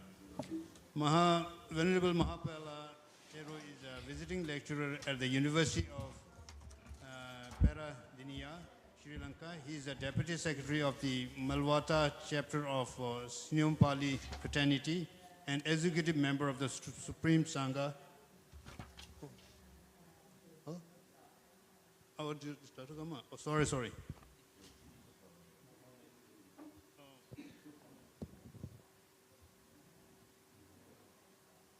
Sorry for So we have a next speaker is Venerable Dr. Karmatashi Chodun from Malaysia. So ඊළඟ ඉදිරිපත් කිරීම සිදු කරන ලබන්නේ පූජ්‍ය ආචාර්ය කර්මතෂි කොහෙන්රන් මැලේසියාවේ වජ්‍රයාන බෞද්ධ කවුන්සලයේ නියෝජ්‍ය අධ්‍යාපන අධ්‍යක්ෂක සහ අන්තර්ජාතික බෞද්ධ සංසදය දිල්ලි ඉන්දියාවෙහි නියෝජ්‍ය සභාපති ලෙස කටයුතු කරන පූජ්‍ය ආචාර්ය කර්මතශී කොහෙන්ද්‍රන් හිමිපාණන්, උන්වහන්සේගේ මාතෘකාව බුදුදහම, ස්ත්‍රී පුරුෂ බව සහ සංවර්ධනය. බුදුදහම දහම් කරුණු පිළිබඳව විශ්ලේෂණයක් සහ members of the Mahasangha present here today, my brothers Tibet බෞද්ධ ආගමේ කරන ප්‍රායෝගික තත්ත්වය පිළිබඳව විශ්ලේෂණයක්. Scholar from Bhutan, my teacher, Venerable Dr. Tenzin Darden. So the credit for this paper not only goes to me but also to my teacher. So please, next slide please. So I begin the discourse today. We live in the 21st century. So අපි 21 වෙනි ශතවර්ෂයේ ජීවත් වෙන්නේ now guided from 2015 to 2030 by the Sustainable Development Goals, or better known as SDGs. So the fifth goal of the SDG is gender equality. So this presentation will analyze 2025 සිට 35 දක්වා අපි ලෝකයේ තිරසාර සංවර්ධන ඉලක්ක යටතේ අපි අනාගතයේ දෙස බලන්න යොමු කරලා තියෙනවා. But Buddhist philosophy is very clear that actually there is gender is irrelevant in the pursuit of enlightenment. And Buddhism has a monastic institution for which I am part of, for both men and women to be free from බුදුහාමුදුරන්ගේ ඉගැන්වීම් struggle so that we can practice the Dharma. Next slide. However, there are also some texts and some prevailing attitudes within Buddhism that prevent women from achieving their highest potential human development. So we have texts, for example, that hold on to one sex, like one's caste or class, presents no barrier to attaining the Buddhist goal of liberation from suffering, which means that everyone is equal because men and women actually have the same mind. But then again, we come to institutional androcentrism, meaning that it is male-centric. So women can become Sangha, but we have got to be regulated, as what Bhikshuni before me already mentioned about the 8 Garudharmas and all. We still have a persistent problem for lack of access to full ordination in the Tibetan tradition, and also lack of access to systematic monastic education. So these are some prevailing issues.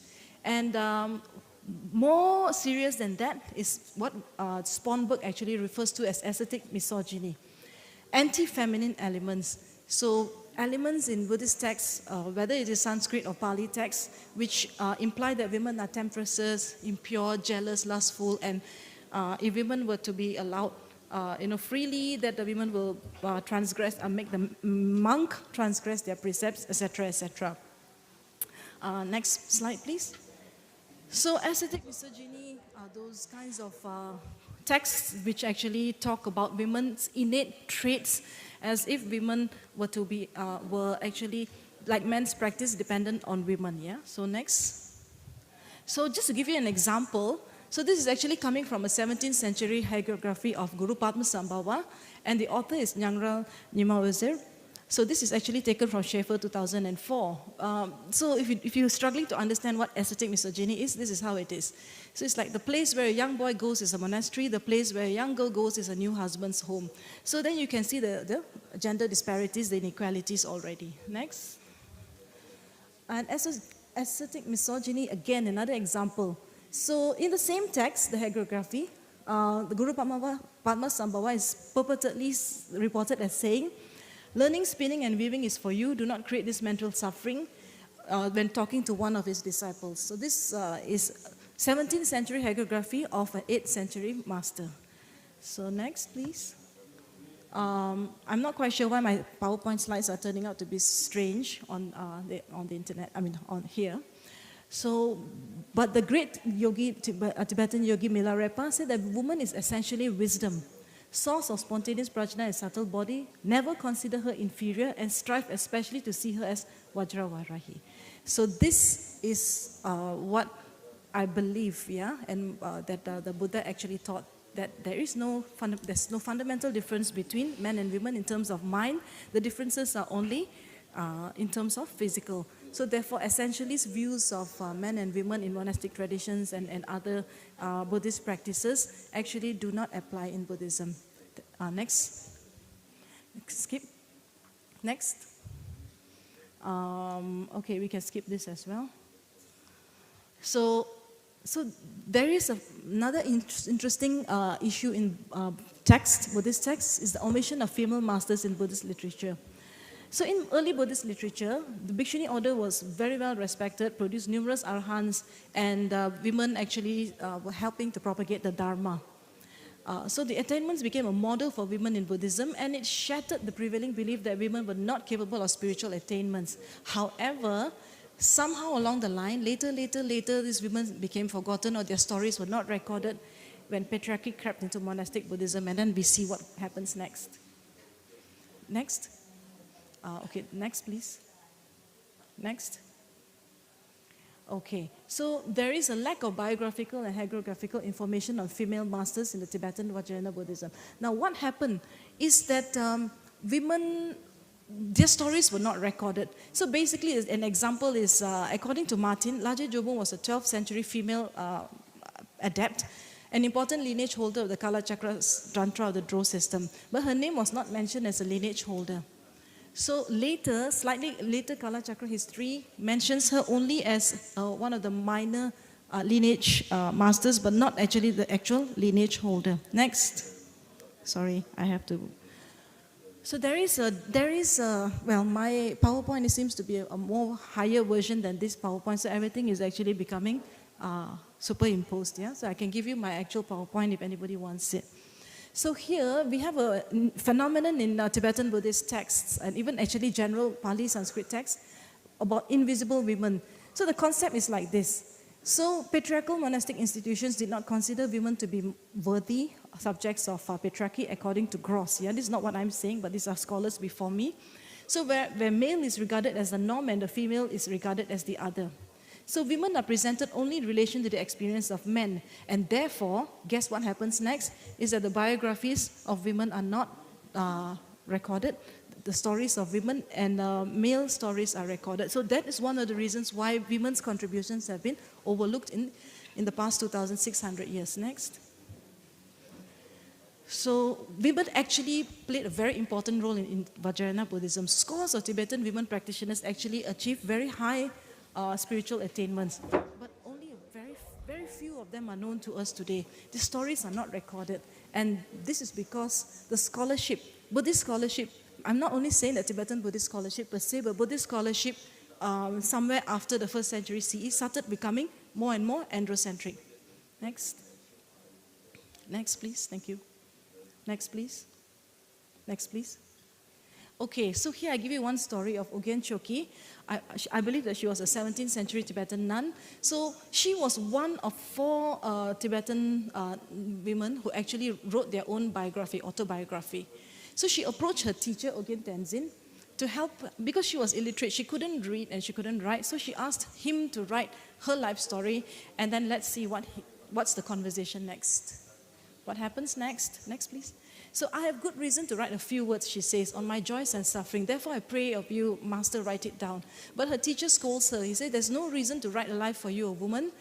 She responds, if I knew how to write, I would have a reason to write of my joys and suffering. So there was an attempt to silence women who wanted to write their liberation stories and their life stories.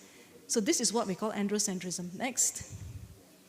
So now, how do we actually have masters, female masters biography? So what happened is that they did not write their own biographies, and it was mostly extracted from their male students many generations down the line. So this has resulted in gaps in knowledge pertaining to women Buddhist practitioners. Their achievement and their contribution to their communities are actually very, it seems insignificant because actually no one recorded it. But it doesn't mean that women did not accomplish anything at all. So outside of monasticism, thank you. Outside of monasticism, next please. So Tibetan Buddhist women actually flourished as yoginis. So from the 7th century onwards, Tibetan yoginis started to become very prominent. Next please. So we see all these different practitioners. Next. So the thing is just that it's not that women have no capability. It's just that their stories were not recorded. So for women who are craving to see role models in the Tibetan Buddhist tradition, you might be surprised. In fact, there is a line in the book, Jamshu and Jingpo, which actually insinuates that Yeshe Sogyal was actually the first ever Tibetan to attain complete enlightenment, but please don't hold me accountable for it, but this is how I interpret it. So since Yeshe Sogyal, countless women in Tibet have attained great realizations. And it's just a matter of whether anybody has really recorded their stories or not. Next, please. I think I will just go to the next one. So there are, even until today, there are some disparities, So women are actually conferring initiations, teaching opportunities, ordination status, and all that you see here, the gendered designations, that a female nun is always an ani, and a monk is always a lama, and this is actually very prevalent in my country, Malaysia. The moment they see me, oh, you're an ani. So ani actually, basically, if I understand correctly, my Tibetan language teacher is here. Actually, the ani system was actually referring to an aunt who was actually staying in the household of her brother and taking care of her brother's children. So she's actually, because she didn't have any place to go. So now, actually, we must raise awareness that nuns should actually be addressed as sunma or chela, not ani, and not all monks are actually lamas. So this is something which there is a gender imbalance here. Next, please. Next. And there's also this insinuation that if a female is highly realized, she must be a dakini. But we never quite see it the other way around, as if a male is very highly realized, he could be a daka. But this terminology never actually comes up. So a woman realized, powerful is a dakini. But she may also be truku. So, okay, next. So I just wanted to very, very quickly, I take another 30 seconds, that there are some disparities even within the lineage, even between females also. It's like there are more opportunities offered to women who are actually from the Himalayan cultural region, but there are also non-Himalayan nuns. I'm not speaking only for myself, but there are many in this room also, non-Himalayan nuns who lack certain access to practice. One or two more slides. Next, please. So the problems that we face in our respective countries, in Malaysia, for example, is like there are no nunneries for nuns, and that's because of sectarian differences, and also because of the lack of training, because we have to pay wherever we go, in the nunneries, in the Himalayas and other places. There are sustenance issues and also issues about living in isolation, and many women actually from the non-Himalayan nuns disrobe. Next, please. So the conclusion is that there are several gender gaps in Tibetan Vajrayana Buddhist literature and practice.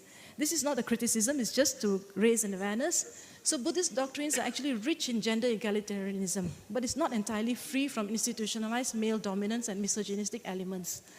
So Buddhist practice in the 21st century, if we want people to come and women to be attracted to Buddhism, we have to correct this gender imbalance, otherwise we're going to be left far behind in the race of the great religions of the world.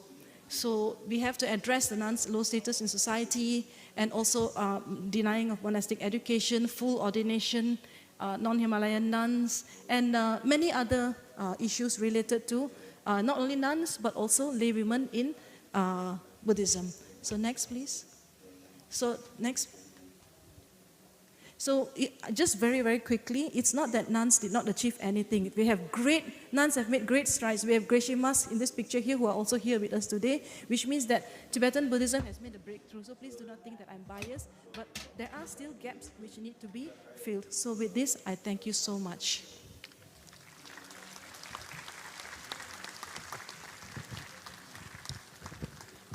Thank you very much, Dr. Karmatashi Chudunla. So the next speaker that we have is, which I mistaken before, is Venerable Mahavalya Ratnapala Thero from Sri Lanka. ඊළඟ ඉදිරිපත් කිරීම පූජ්‍ය මහවැල රත්නසර රත්නපාල ස්වාමින් වහන්සේ උන්වහන්සේ Executive member of the Supreme Sangha Council, Malavata chapter of Siam Maha Nirkaya, Sri Lanka. පශ්චාත් උපාධි He's going to talk on ආයතනය ancient Buddhist wisdom, philosophy, මානව ශාස්ත්‍ර හා සමාජ විද්‍යා පශ්චාත්තුපාදී ආයතනයේ Thank you very much. Good evening, you all, the most honorable Sangha, dignitaries, ladies and gentlemen. Yes, my presentation topic is interpreting ancient Buddhist wisdom, philosophical perspective, but due to the vastness of the scope of the subject, I thought it would be more beneficial to narrow it down to the discussion. සියලු දෙනාගේම අවසරයි මගේ මාතෘකාව Especially in this පෙරදිග presentation, බෞද්ධ පැරණි I would බෞද්ධ like ඥානය draw your attention on some of the linguistic pitfalls නිරූපිත කිරීම possible to fallen in the process දර්ශනමය of interpreting the ancient සන්දර්භයක් Buddhist තුළ text. Next slide, please. Yes, the translation is also type of interpretation. In this process of interpretation, as a interpreter, we should make sure ourselves that I am interpreting what the Buddha really අපි දැනගන්න ලැබුණා ධම්ම ලෙස එය නිවන් මඟ කරා යාමට උපයෝගී වෙන දෙයක්. To achieve this purpose මෙම තත්ත්වය ඇති කිරීම සඳහා මේ නිර්වාණය කියන තත්ත්වය ඇති කර ගැනීම සඳහා සෑම පුද්ගලයෙක්ම බුදුහාමුදුරන්ගේ ඉගැන්වීම් පිළිබඳ හොඳ අවබෝධයක් ලබා ගත යුතුයි.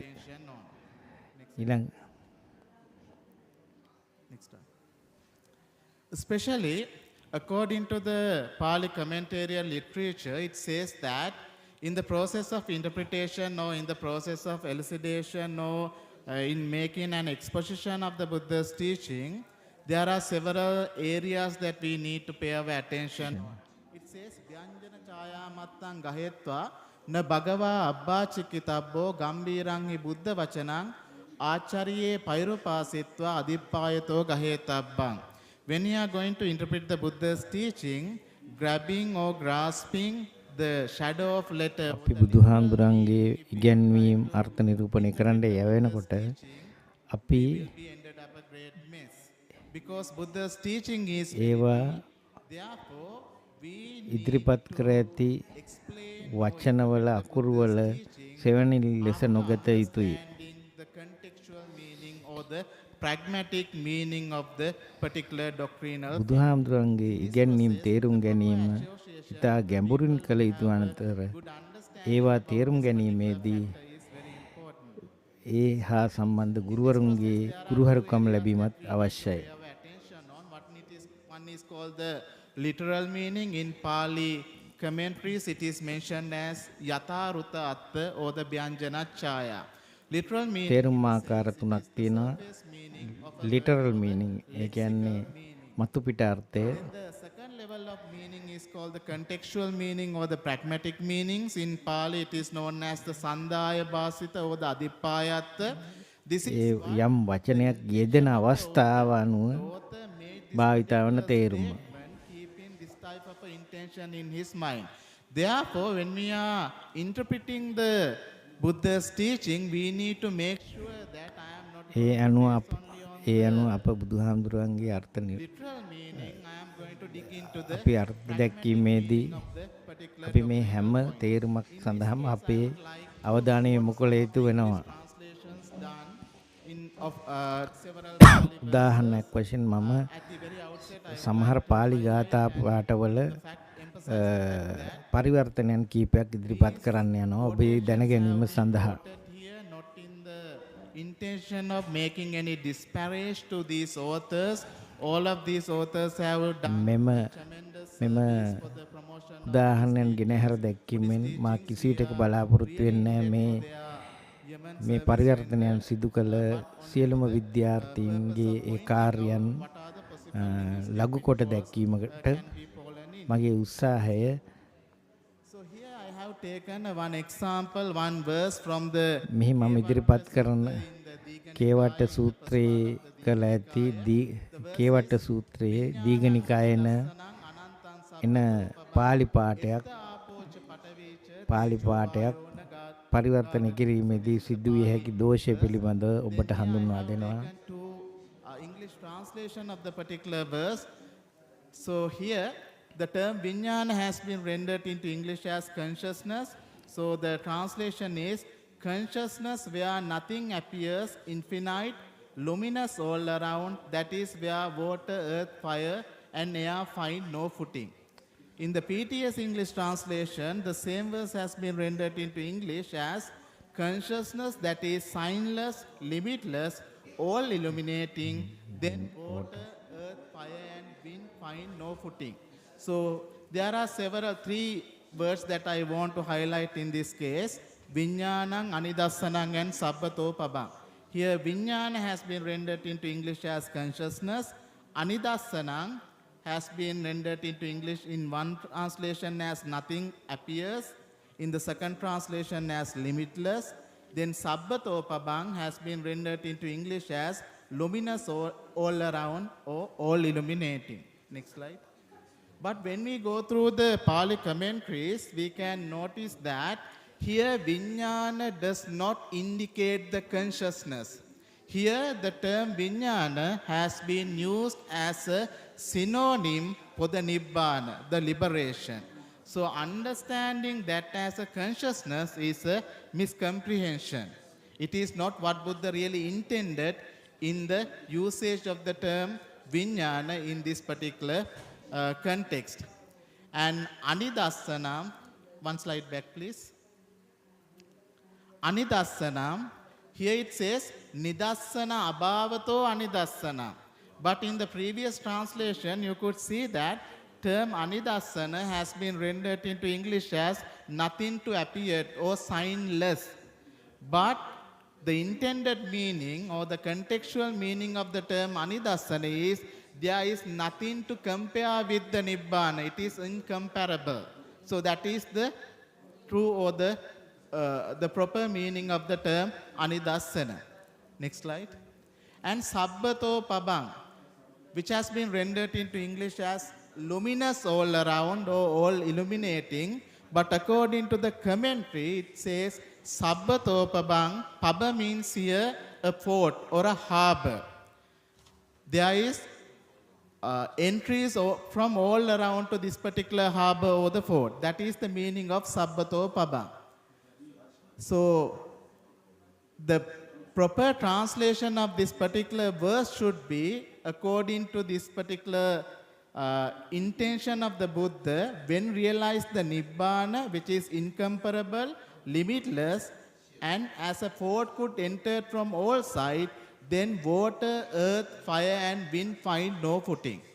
But if we would go through the previous translation, could you please take 2 slides back? 2 slides back.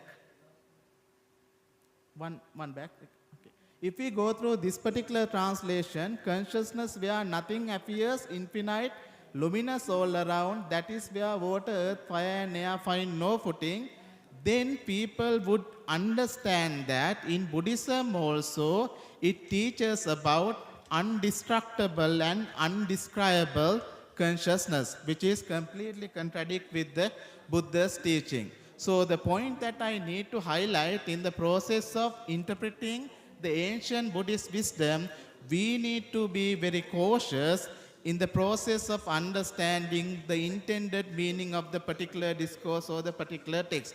Otherwise, being based on the lexical meaning or the literal meaning, if we would try to interpret the ancient wisdom, it is not an interpretation of ancient wisdom. It will become more of a corruption or the distortion of the ancient wisdom. So with this remark, I would like to conclude my presentation. Thank you very much for your kind attention. Thank you very much, Venerable Mahavela Ratnapala Thero. මහවිල Ratnapala හිමියන්ට අපගේ ස්තුතිය. Venerable Bhikkhu Nandisena. And Venerable Bhikkhu Nandisena is an abbot of the monastery.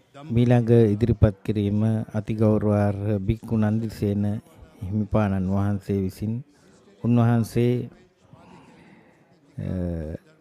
මෙක්සිකෝවේ ධම්ම විහාරයේ ප්‍රධාන නායක ස්වාමින් වහන්සේ විදිහට කටයුතු කරන අතර Buddhist Supreme Conference. He will speak on the role of Buddhism. අතර උන්වහන්සේගේ මාතෘකාව වන්නේ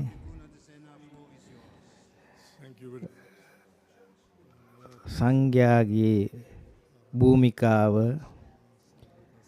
11 වෙනි ශතවර්ෂයේ ස්පාඤ්ඤ භාෂාව කතා කරන රටවල් අතර in the world. So, next one. So, I come from a region where the Buddha Dhamma is relatively new. මම එන්නේ මේ බුද්ධ ධම්ම කියන සංකල්පය සාපේක්ෂ ලෙස අලුත් සමාජයක සිට මෙක්සිකෝට බුදුහාමුදුරන්ගේ ඉගැන්වීම පැමිණෙන්නේ 1970 පවුනේ කාලය. ඒ අනුව මෙක්සිකෝවෙහි බුදුහාමුදුරන්ගේ ඉගැන්වීම් වලට අවුරුදු 50ක විතර කාලයක් ගත වෙලා තියෙනවා. United States, the Buddha Dhamma starts to permeate the different part of society in the 70s. So the Buddha teachings is about 50 years old. Next one. The case is the same in the other 20 Spanish-speaking countries. අනෙකුත් ස්පාඤ්ඤ භාෂාව කතා කරන රටවලත් තත්ත්වය එසේමය. ස්පාඤ්ඤ භාෂාව වැඩියෙන්ම පිරිසක් කතා කරන ලෝකයේ භාෂාව වගේම තවද මිලියන 500ක මව් භාෂාව විදිහට කතා කරන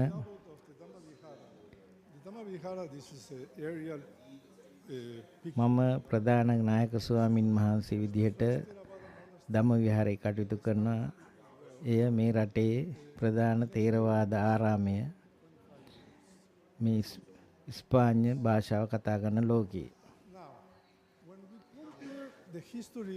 අපි මෙක්සිකෝවේ බුදුදහමේ ඉතිහාසය සංසන්දනය කරාම අනිකුත් ස්පාඤ්ඤ භාෂාව කතා කරන රටවල් සමග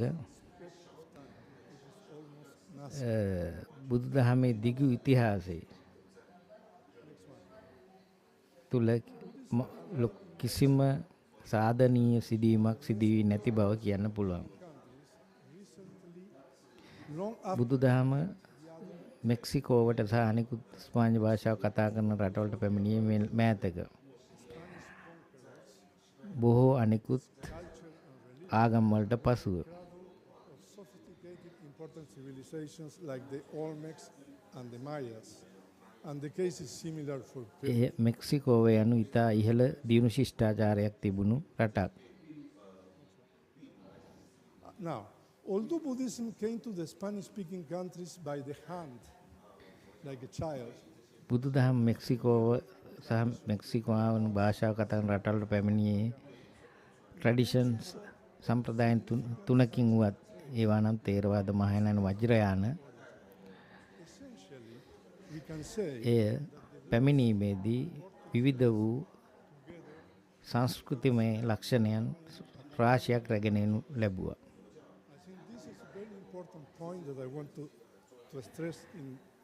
මට කියන්න පුළුවන් බටහිර රටවල් බෞද්ධ ආගම ලබා ගැනීමේදී ඒ සමගම ඒගොල්ලන්ගේ සංස්කෘතියනුත් පැමිණි බව. අපට මේ සංස්කෘතික අංගයන්ගේ බලපෑම අපිට සංසන්දනය කර බලන්න සිදු වෙනවා. මේ ලෝකමය ස්වභාවය සහ තේරුම් ගැනීමට අවශ්‍ය වෙනවා.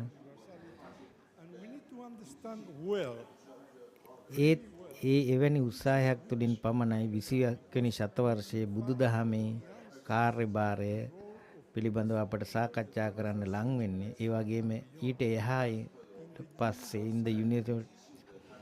ඊට එහා ගිහිල්ලා එම බුදුදහමේ තියෙන ලෝකයට ගැළපෙන ස්වභාවය ගැන හදාරන්න වෙන්නේ. කෙසේ නමුත් මෙම ලෝකමය තත්ත්වය ඒ තියෙන ආකාරයෙන්ම ගැනීම අපට මදි. Universal teachings of the Buddha and who comprehensively understand the culture. අපට අවශ්‍යතාවය වන්නේ ආරාමික පරිසරයක් තුළ We need to understand the universality well. ඒ වගේම ඒ දහම් කරුණු පිළිබඳව ඉතා ගැඹුරු තේරුම් ගත් බවක් ඇති මුළු ලෝකයටම ගැලපෙන බුදුදහම උගන්වන ආයතන Sangha and lay teachers අපට අවශ්‍ය වන්නේ ආරාමික පරිසරයක නිර්මාණය වූ සංඝ පරපුරක් සහ ගිහි ගුරුවරුන් පිරිසක්. ඒගොල්ලන් හොඳ ගැඹුරු තේරුම් ගත් බවක් තිබිය යුතුයි. ඒ වගේම identify three universal aspects of the Buddha. බුදුදහමේ ප්‍රධාන කොටස් තුන හඳුනා ගැනීම. Aspects of the Buddha Dhammas, I think, have the potential to බුදුදහමේ ලෝකයට ගැලපෙන ප්‍රධාන සාධක තුනක් හඳුනා ගන්න පුළුවන්. ethical values පළවෙනි කාරණේ තමයි සාර ධර්ම. number one. Number two, දෙවෙනි එක loving kindness, මෛත්‍රිය and the other incommensurable. ඊළඟට මනසේ සතිමත් බව පුරුදු පුහුණීම අංක 3. මේ සියලුම දෙනා ethical values, සාර ධර්ම, මෛත්‍රිය වැඩිම, සතිමත් බව වැඩිම ඉතාමත් හොඳ බුදුදහම ලෝකමය තත්ත්වයක් තුළ ඇති කිරීමට අපට ගොඩාක් හේතු වෙනවා. universal aspects of the Buddha Dhamma. So we need to identify them. Next. So now, this is, I think, very important, and we are in Asia now.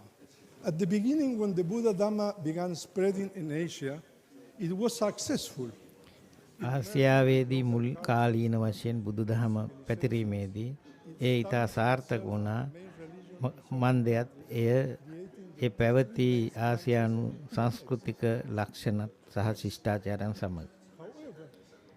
In the global world of the 21st 21වෙනි ශතවර්ෂයේ මේ global world විශ්ව ගම්මානය නැමැති සංකල්පය තුළ ඒ වගේම විශේෂයෙන්ම ස්පාඤ්ඤ භාෂාව කතා කරන රටවල් අතර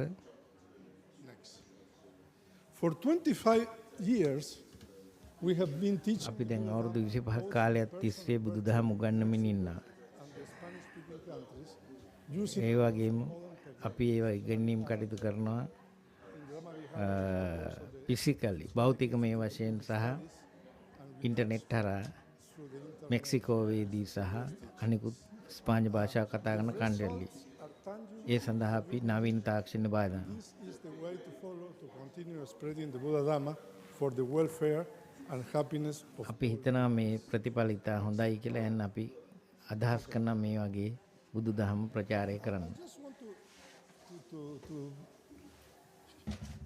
formulate a question. Do you want Buddhism to become a ධම්ම විහාරයේ පිහිට ඇත්තේ ඉතාමත් දැකුම් කළු ගෙම්බන් ඉන්න ෆොක් ෆොරස්ට් යනුවෙන් හඳුන්වන මෙක්සිකානු බටහිර කඳු බෑවුමට මායිම්ම ඒ සඳහා ඉතාම දැකුම් කළු ලස්සන නිස්කලංක පරිසරයක් අපට සලසනවා බුදුදහම ඉගෙන ගැනීමට සහ බුදුදහමේ එන නොයෙකුත් වැදගත් දේ පුරුදු පුහුණීම සඳහා. We need to know how to teach the universality of the Buddha's teachings. And අපි දැනගත යුතුයි බුදුන් වහන්සේගේ ඉගැන්වීම තුළ තියෙන ලෝකයටම මුළු ලෝකයටම අදාළ වන ලෝකමය ස්වභාවය පිළිබඳව හොඳ අවබෝධයක් අපි ලබා ගත යුතුයි මේ ඉගැන්වීමේදී. I was born in Argentina and I ordained in the United States and then I went to Mexico. And I have been there for about 25 years and I have been learning the culture. And I'm still learning. And I think that is very important, I mean, for everybody who wants to make Buddhism a global religion. So I hope that my message you understand my message. Thank you very much.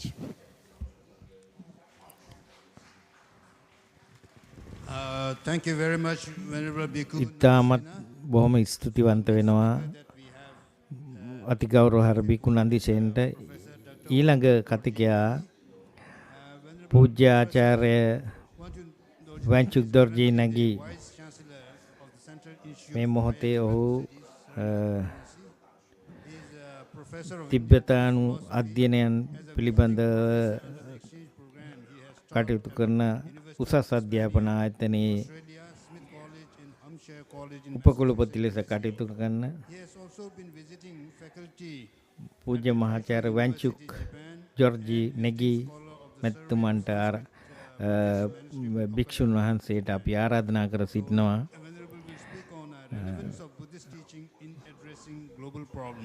ලෝකයේ ප්‍රශ්න වලට විසඳුම් සෙවීමේදී බුදුහාමුදුරුවන්ගේ ඉගැන්වීම් වල තුල තිබෙන අදාළ බව ගැන කතා කිරීම සඳහා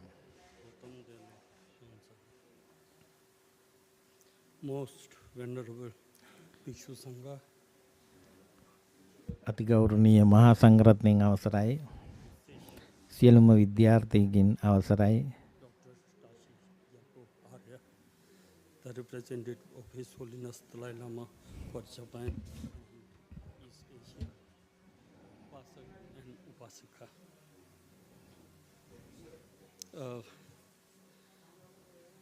We are all follower and practitioner of the Buddha. අපි සියලු දෙනාම බුදුහාමුදුරන්ගේ අනුගාමිකයෝ වෙනවා. ඒ වගේම අපි ඒම අනුගාමිකයෝ ලෙස බුදුහාමුදුරන් කියා ඇති කරුණු ප්‍රායෝගිකව අනුගමනය කරන්න වෙනවා. Not philosophical language about the මම සරල ඉංග්‍රීසි භාෂාවෙන් ඒ ගැන මෙහි ලියලා තියෙනවා. even today's in addressing the global problems before presenting my views, ලෝකමය to say for us, Bodh Gaya is the most sacred place to visit for pilgrimage. මම කියන්නේ බුද්ධ ගයාව තමයි බෞද්ධයන්ට තියෙන උතුම්ම පූජනීය වූ ස්ථානය පැමිණීම සඳහා. From ancient time to present time, many Buddhist scholars and accomplished Buddhist masters have visited this place from time to time and further blessed this place. ඈත අතීතයේ සිටම වරින් වර බෞද්ධයන් ලෝපුරා විසිරී ඇති බෞද්ධයින් නිතර නිතර මෙම ස්ථානය කරා විත් තමන්ගේ ආගමික කටයුතු වල නියැලී සිටින බව අපට දක්නට තියෙනවා. ඒ වගේම සුද්ධෝත්තම 14 වෙනි දලයි ලාමතුමන් උදේ මේ සැසියට සම්බන්ධ පිළිබඳව අපට ඇත්තේ සතුටක්. The topic of my paper is the relevance of Buddhist teaching in බෞද්ධ ඉගැන්වීම් වල තියෙන අදාළ බව ලෝක නවීන ප්‍රශ්න වලට many of the global problems such as wars between countries, gap between rich and poor, disharmony විශ්ව මානවයාට මුහුණ දීමට ඇති යුද්ධ වාතාවරණයන් ඊළඟට දුප්පත් සහ පොසතුන් අතර තියෙන හිදැස්ස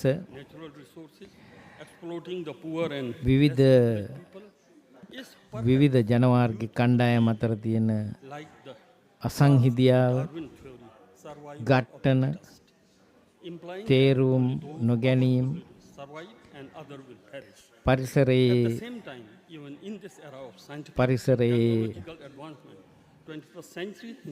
පසුබෑම many of us, which is that the temporal leader can bring peace and harmony in their nation, නවීන අවියායුධ රැස් කිරීම, keep their nation secure with the help of nuclear power, weapon of mass destruction.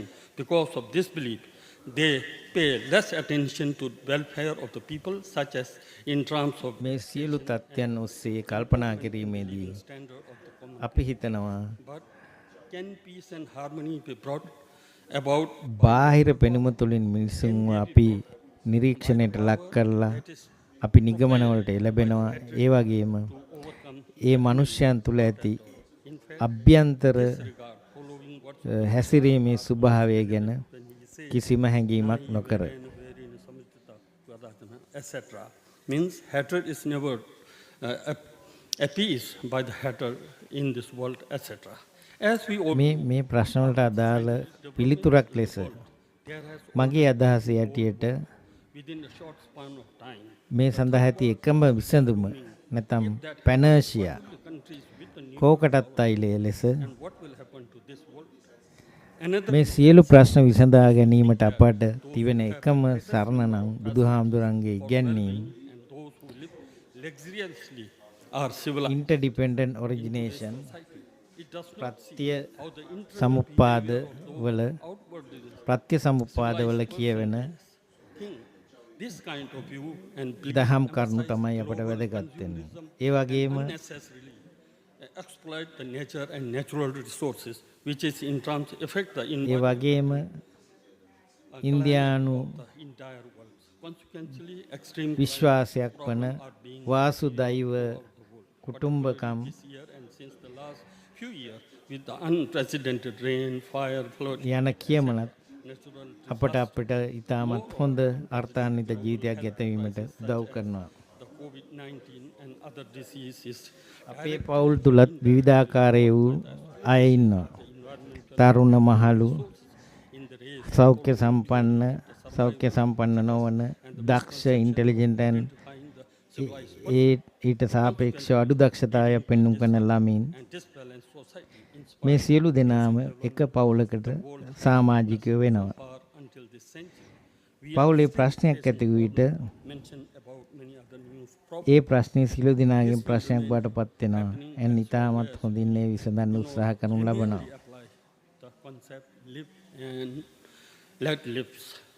Let us see how the Buddha's teaching are relevant even today in the එබැවින් මේ සමානාත්මතාවය කියන අදහස තහ ඒ දර්ශනය අපි තුල ඇති කරගන්න පුළුවන් වෙන්නේ ඇත්තටම පුළුවන් වෙන්නේ අපි මේ සියලු දෙනාම එකිනෙකට බැඳී ඉන්නා බව තේරුම් ගැනීමෙන් සහ ඒ තේරුම් ගැනීම සඳහා බුද්ධාගේ ඉගැන්වීමක් වෙන interdependent origination භාවිතා කිරීම තුළින් එහි ප්‍රතිඵලයක් විදිහට one family and when there is a problem in the family that problem සෑම problem of the entire family.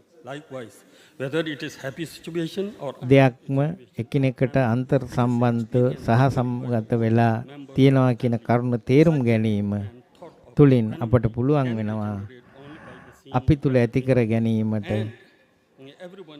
කෘත්‍යෝපකාර කෘතගුණ අනිකුත් අයට කෘතගුණ සැලකීමේ වැදගත්කම වැනි ඊතා ඉහළ මානසික ගුණාංගයන් realization that everything exists interconnectedly does is that we will able to develop a sense of gratitude toward other.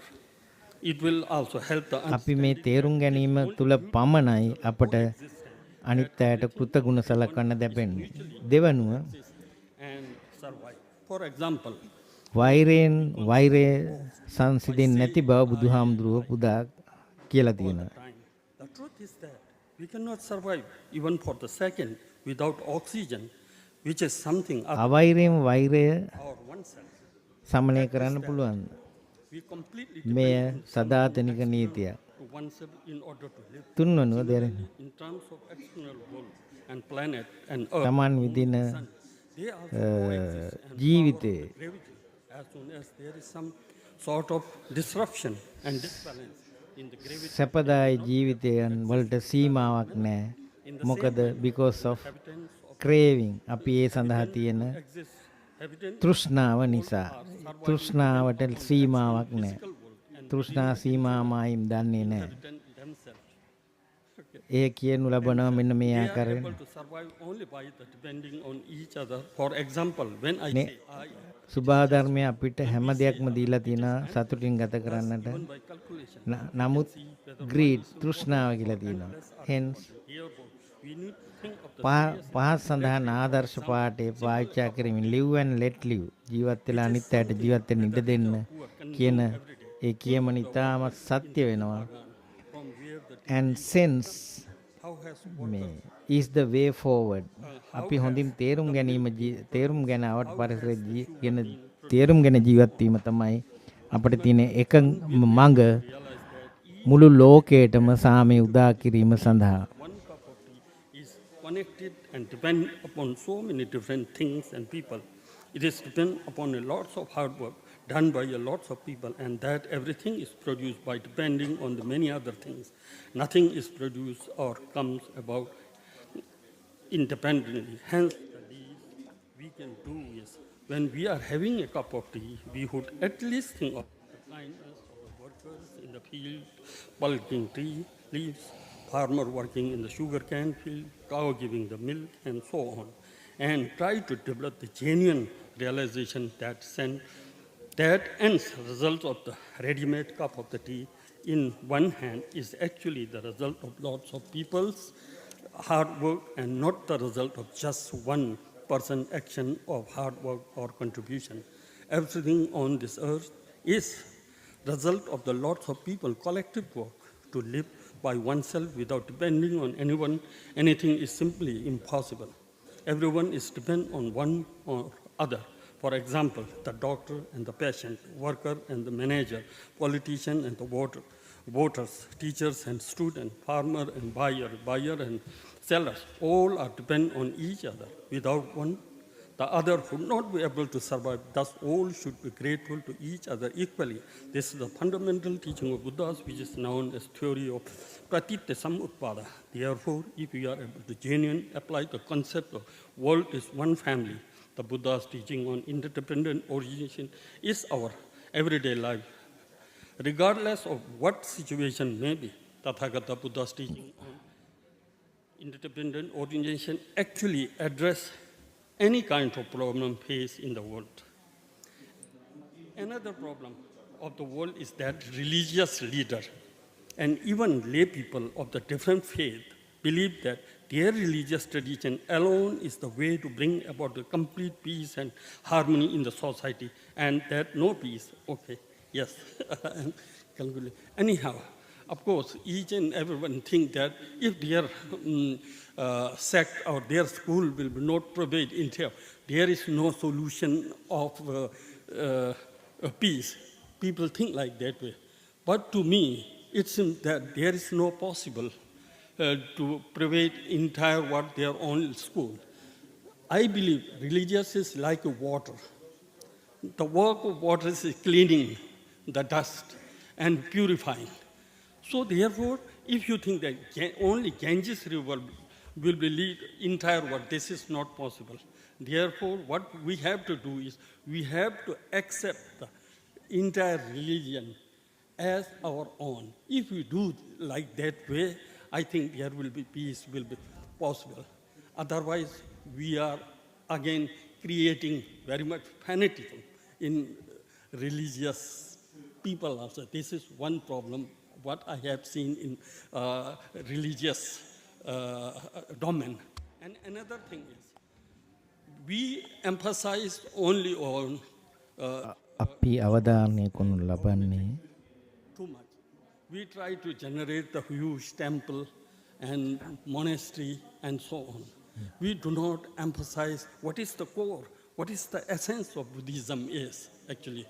This I give analogy to my student when I used to teach. I said, of course, when we are planting some sensitive plants, of course it needs fencing to protect the sensitive plants from God and animals. But if we emphasize only on the fencing, if we don't care the sensitive plant, if we not found water, how can this survive? Therefore, we all religious person need to emphasize on love, kindness, compassion is the main of the religious essence. අනේ ආකාරයට මගේ පරීක්ෂණ පත්‍රිකාව ඉතාමත් detail විස්තරාත්මක ලෙස සාකච්ඡා කරන ලබන කොහොමද බුදුහාමුදුරන්ගේ ඉගැන්වීම් අපේ නවීන ලෝකයේ ප්‍රශ්නවලට විසඳුම් ලබා දෙන්නට උපයෝගී කරගත්ත යුත්තේ කෙසේද කියා. බොහොම ස්තුතියි. ඊළඟ ඉදිරිපත් කිරීම සඳහා ගෞරවනීය ආරාධනය පූජ්‍ය ආචාර්ය රත්නස්වර චක්මා ප්‍රධාන ලේකම් බුද්ධගයාවේ ඉන්දියාවේ බිහාර් බුද්ධගයාවේ පිහිටි බුඩිස්තායි ಭಾರತ್ සමාජයේ මහලේකම් පූජ්‍ය ආචාර්ය රත්නස්වර චක්මා සමාජ සාධාරණත්වය සහ සමානත්වතාවය ඇති කිරීම සඳහා සංඝයා වහන්සේලාගේ භූමිකාව යන මෙන් එම දේශනය කිරීම සඳහා පූජ්‍ය ආචාර්ය රත්නස්වර චක්මා හිම්පාණන්ට අපගේ ආරාධනය.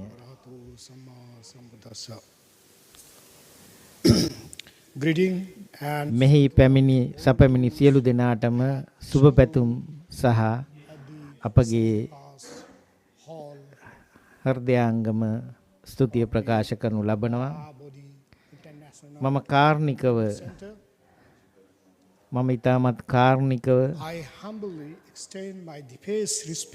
මගේ හෘදයාංගම ගෞරවාන්විත බව අති ගෞරවාර්හ මහා සංඝයා වහන්සේට ඒ වගේම චාමන් මේ අවස්ථාවට සම්බන්ධ වෙන සභාපතිතුමන් අනිකුත් කතිකයන් සහ සියලුම නියෝජිතයන් අමුත්තන් මහත්ම මහතින් ඇතුළු සියලුම දෙනාත් ඒ වගේම සහෝදර සහෝදරියන් ඒ වගේම මාධ්‍ය හා සම්බන්ධ වන සියලුම දෙනා මේ අවස්ථාවට සම්බන්ධ වන සියලුම දෙනා මේ මනුෂ්‍යත්වය වෙනුවෙන් සහ ධර්මය වෙනුවෙන් මම ඉතාමත් උවමනාවෙන් පිළිගනු ලබනවා. And ideas with all of you. Today, I would like to talk about the role of the Sangha. මම අද කතා කිරීමට කැමති සංඝයා වහන්සේලාගේ භූමිකාව සමාජ සාධාරණත්වය සහ සමානාත්මතාවය වැඩි දියුණු කිරීම සඳහා ඒ සඳහා මම පාලි සූත්‍ර කීපයක් උපයෝගී කරගන්නවා. Articles 14 and 15 of the Constitution of India. The Sangha, a community of Buddhist practitioners, has historically played a vital role in creating a just and egalitarian society. Next, by analyzing key references from these texts, we can gain insights into principles and practices that have ප්‍රධාන සූත්‍ර කීපයක් විශ්ලේෂණය කිරීමෙන් අපිට අවශ්‍ය මේ තේරුම් ගැනීම ලබා ගන්න පුළුවන්. Begin by examining the moral foundation of the Sangha as outlined in the Pali Suttas and reinforced by the Constitution of India. The Pali Suttas emphasize Pali සූත්‍ර ධර්ම වලින් අපිට මේ සඳහා දී ඇති උදාහරණ අපි විශ්ලේෂණය කර බලමු. විශේෂයෙන්ම සංඝයා වහන්සේලාට අදාළව. These precepts serves as a guide for leading a virtuous life and treating others with respect and compassion. Similarly, මේ සූත්‍රයන් වලින් අපිවත ලබා දෙන මේ කරුණු වලින් අපට හැකි වෙනවා සංඝයා වහන්සේලා සමාජ සාධාරණත්වය සහ සමානාත්මතාවය රඳවා ගැනීමේදී අනුගමනය කළ යුතු ක්‍රියාමාර්ග සහ ඔවුන්ගේ භූමිකාව ගැන ඉතා හොඳ අවබෝධයක්. Sangha's commitment to equitable resource distribution. In the Sigalo Wada Sutta, for සිගාලවාද සූත්‍රයේ උදාහරණයක් වශයෙන් කියනවා නම් to divide his wealth into 4 parts. සිගාල නැමැති ගෘහපතියාට බුදුහාමුදුරන් වහන්සේ උපදෙස් දෙනු ලබනවා. ඔහුට අදාළ ධනය කොටස් 4කට බෙදන්න කියා. එක කොටසක් ඔහුට including එයින් කොටස් දෙකක් ඔහුගේ පවුලේ සුඛ වේරණ සඳහා, ඉතිරි කොටස අනිත් අයගේ සුබ සාධනය සඳහා. අනිත් අය යන්නේ අදහස් වන්නේ including spiritual practitioners, ආධ්‍යාත්මික නායකින්. මෙහි පෙන්වා ඇති මෙම ක්‍රමෝපාය අපට සමපාත කරන්න පුළුවන් වෙනවා මේ ආර්ථික සාධාරණත්වයේ කියන කාරණේ තැන. consistently emphasizes the importance of treating all individuals බුදුහාමුදුරුවෝ විවිධ වූ සූත්‍ර ධර්ම පාඨයන් තුලින් ක්‍රමානුකූලව අවධාරණය කරනු ලබනවා. සියලුම පුද්ගලයින්ට ගෞරවය සහ ඒ හිමි නිසි තැන ලබා දීම, ඒගොල්ලන්ට ඉතාමත් හොඳින් සැලකීම, ඒගොල්ලන්ගේ සමාජ තත්ත්වය, කුලය, ස්ත්‍රී පුරුෂ බව emphasizes equality before the law, ensuring that no one is නොසලකා හැර සියලුම දෙනාට ඉතාමත් හොඳින් සාධාරණත්වයෙන් ගරුත්වයෙන් සලකන බව. visioned in the Constitution of India and granting equality before the law and prohibit discrimination. The Constitution of India, a guiding document ඉන්දියාවේ ව්‍යවස්ථාව විසිනුත් ආරක්ෂා කරලා තියෙනවා මූලික අයිතිවාසිකමක් ලෙස සෑම පුරවැසියෙකුටම ඔවුන්ගේ කුලය, ජාතිය, ආගම හැර මේ සමානාත්මයෙන් සැලකීම යන කාරණේ පිළිබඳව. තවදුරටත්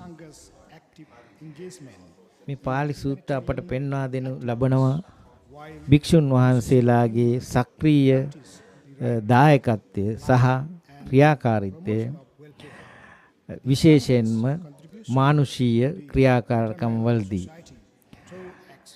ඉන්දියාවේ ව්‍යවස්ථාව ආරක්ෂා කරලා තියෙනවා සෑම පුද්ගලයෙකුටම ජීවත් වීමේ අයිතිය සහ සෑම පුද්ගලයෙකුටම සුබ සාධනයන් වලට තියෙන අයිතිය පිළිබඳව. සංඝයා වහන්සේලාගේ මේ සමාජයේ සුඛිත මුදිත කරන්න තියෙන දායකත්වය, ඒගොල්ලන් ඒ කරනු ලබන ක්‍රියාකාරකම් තුළින් උදාහරණයක් විදිහට කියනවා නම් provide medical care, වෛද්‍ය ආධාර සැපයීම, අධ්‍යාපනය, මානුෂීය ගුණධර්ම, ඒ සියලු අවස්ථාවලදී සංඝයා වහන්සේගේ දායකත්වය ලැබීම තියෙනවා. දැන් මම කැමති පාලි සූත්‍ර කීපයක් මේ සංඝයා වහන්සේලාගේ සමාජ සාධාරණත්වය සහ සමානත්වතාවයට අදාළව සිදු කළ හැකි කාර්යභාරය ගැන අපට අදහස් ලබා දෙන එක සූත්‍රයක් තමයි චක්කවර්ති සූත්‍රය. චක්කවර්ති සූත්‍රයේදී අපට විස්තර කරනු ලබන එන පරමාදර්ශී ලක්ෂණ රටක පාලක සතු. දෙවැනි සූත්‍රය තමයි ධම්මදින්න සූත්‍ර, චුල්ල වේදල්ල සූත්‍රය යනුවෙන් හඳුන්වනවා.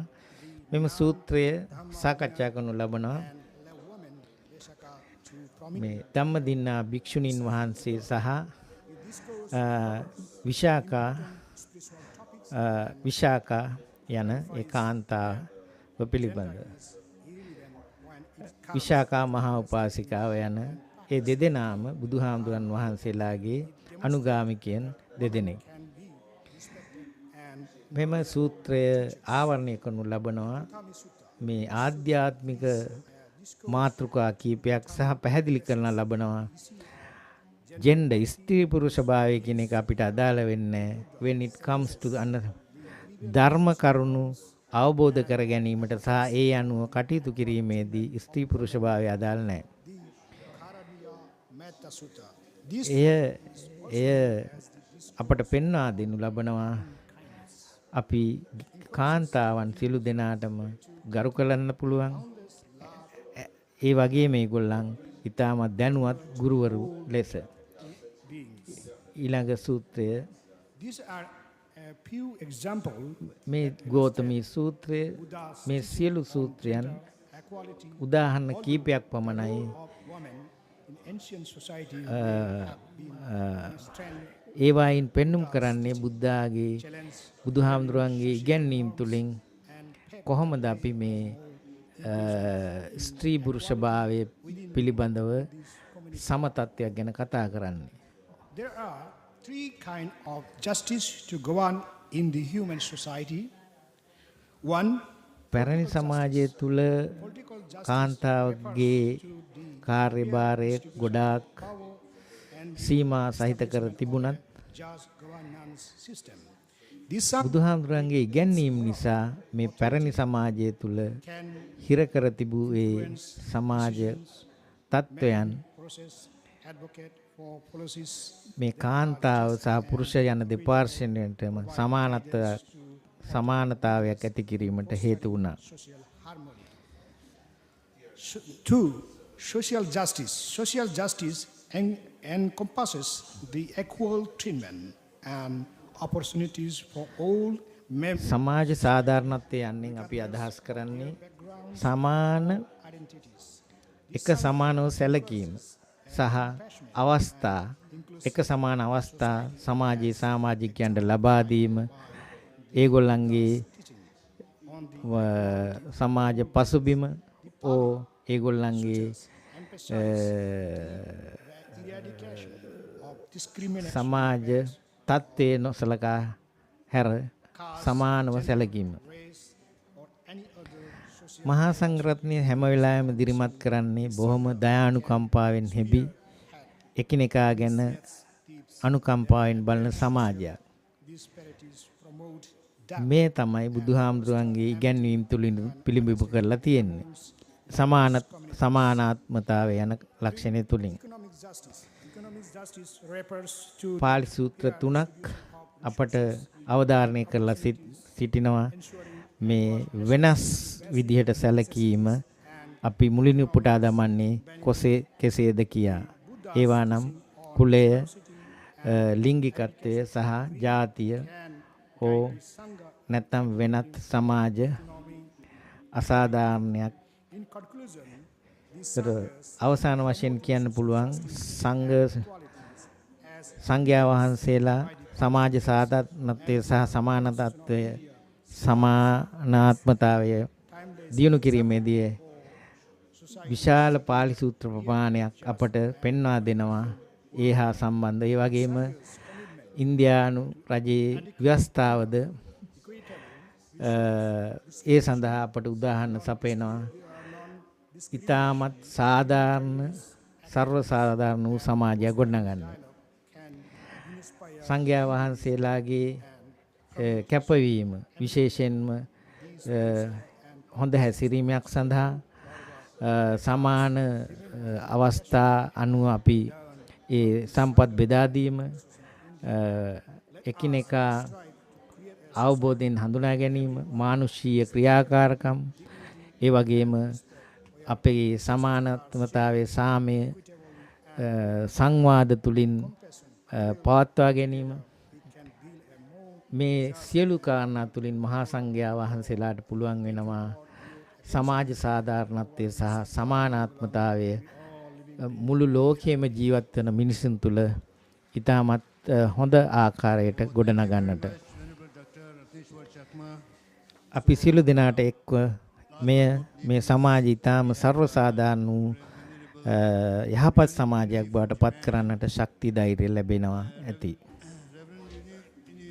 studied exoteric Buddhism at Koyasan University in Wakayama. අවසන් කතිකයා ලෙස පූජ්‍ය මහාචාර්ය ඉනියුරේයුන් උන්වහන්සේ මහාචාර්යවරයෙක් විදියට බුදුදහම පිළිබඳ මහාචාර්යවරයෙක් විදියට ජපානයේ කොයිසාන් විශ්වවිද්‍යාලයේ කටයුතු කරනවා. අද දින පරිශන පත්‍රිකාවේ මාතෘකාව විදියට උන්වහන්සේ අපට ඉදිරිපත් කරන්නේ The Role of Buddhism in the 21st Century නැතිනම් 21 වෙනි ශතවර්ෂයේ බුදුදහමේ කාර්යභාරය.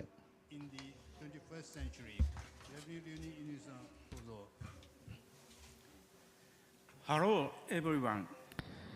සෑම දෙනාගේම අවසරයි. මගේ නම රුයිනි යුනින්. ඉනුයි රුයින්.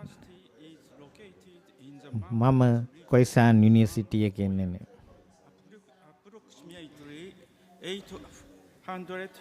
කොයිසාන් යුනිවර්සිටි එක පිහිටලා තියෙන්නේ කඳුකර ප්‍රදේශයක් වන මවුන්ට් කෝයා.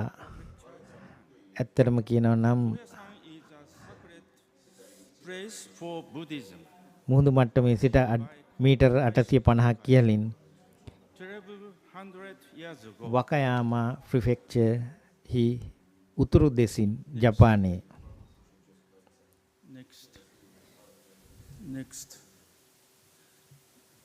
Next.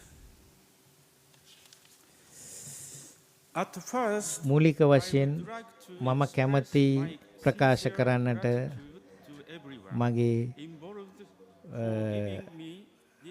මගේ මිත්‍රශීලී කෘත්‍යෝපකාරයට කාටද සියලුම දෙනාට මට මේ අවස්ථාව ලබා දීම ගැන. Kobo Daishi studied abroad in Chang'an. Kobo Daishi විදේශයක ඉඳගත්තා චැන්ගන්. චැන්ගන් කියන්නේ the Tang dynasty වල capital city එක in China. Kobo Daishi 9 වෙනි සතවර්ෂයේ ඉගෙන ගත්තා චැන්ගන් වල. ඔහු අධ්‍යයනය කළේ මහා වෛරෝචාන සූත්‍රය of the චර්ය තන්ත්‍රයේ එන මහා චර්යෝනවාර සූත්‍රය. කෝබෝ ඩයිෂීගේ ඉගැන්වීම් වලට අනුව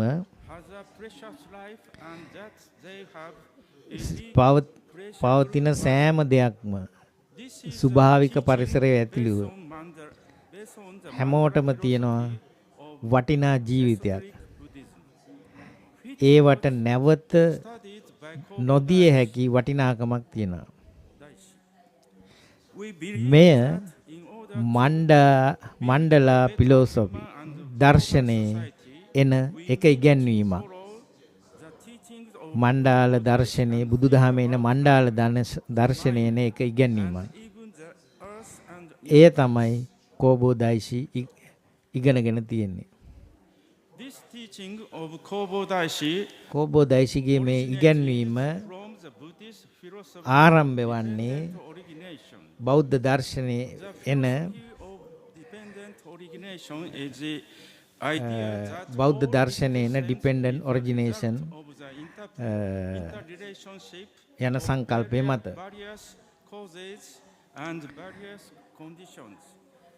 මේ ඩිපෙන්ඩන්ට් ඔරිජිනේෂන් යනුවෙන් අදහස් කරනු ලබන්නේ මේ සියලුම පවතින දේවල් වල මේ අදහසට අනුව බුදුදහම උගන්වනු ලබනවා ආත්මයක් නැති තත්ත්වයක් පිළිබඳව අනාත්මන් කියලා සහ මහායාන බුද්දිසම් සංවර්ධනය කරලා තියෙනවා න්‍යායක් emptiness. සෑම දෙයක්ම empty රික්තයක් බව.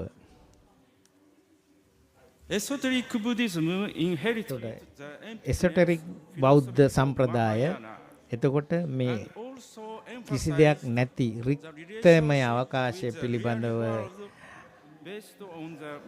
අදහස ලබා ගන්නේ මහායාන බුදුදහමේ එන දර්ශනයකින්.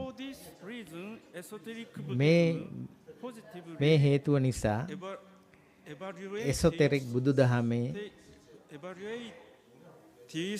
the significance of the fact that all existence in the phenomenal world is established through the interrelationship of countless causes and countless conditions, and create a world of mandala based on a pluralistic sense of value that corresponds to reality. And esoteric Buddhism expressed its එසොතෙරිකු බුදුදහම ප්‍රකාශ කර සිටිනවා එහි බහුවිධීය ලක්ෂණ ගැන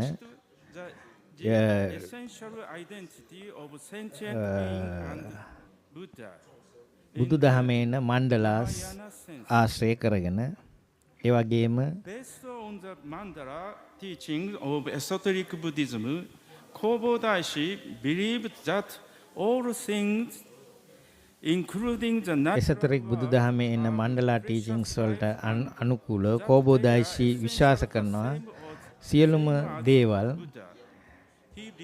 සියලුම ද්‍රව්‍යයන් in the natural world ස්වභාවික ලෝකයේ සියලුම දේට ප්‍රෙෂස් වටිනා ජීවිතයක් තියෙනවා කියලා.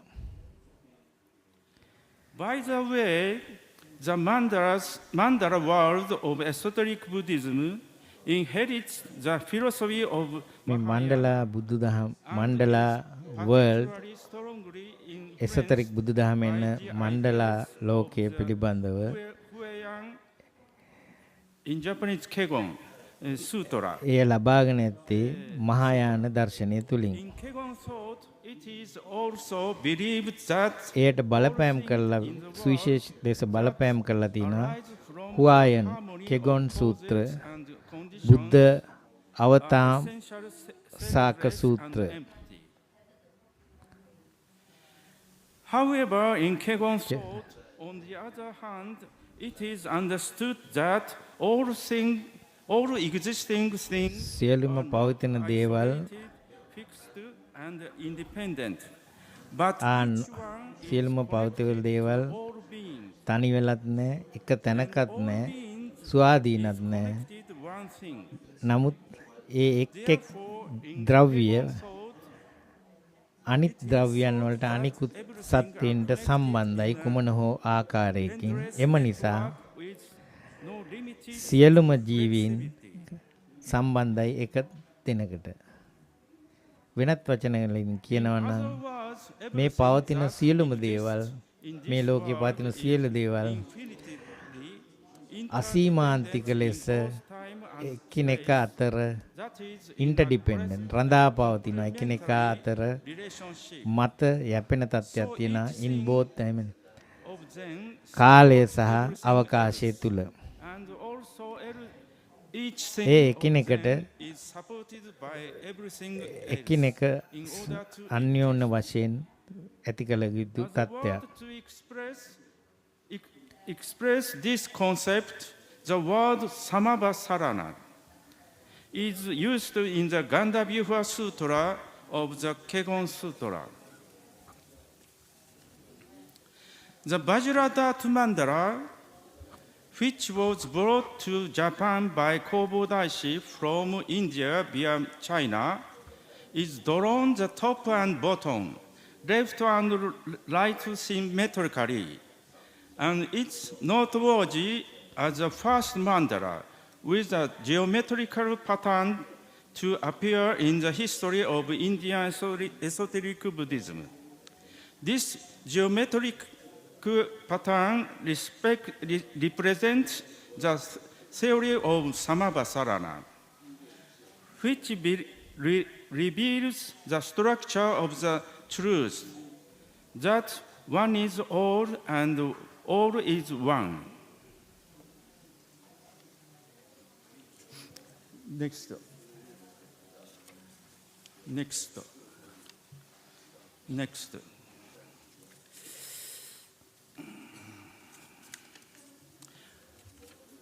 When we think about it this way, මේ ගැන අපි මේ ආකාරයට හිතනකොට අපට පුළුවන් වෙනවා තේරුම් ගැනීමට අපි හැම දෙනාම සම්බන්ධ වෙනවා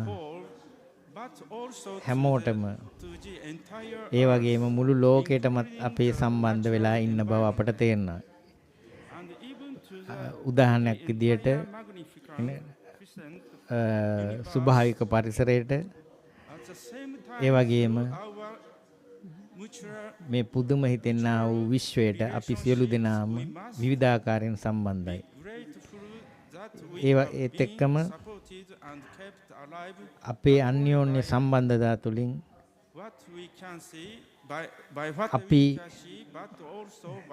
අපි අපටම Buddhism has the ideology of non-killing that respects and බෞද්ධ ආගමට තියෙනවා නොමැරීම යන පරමාදර්ශය.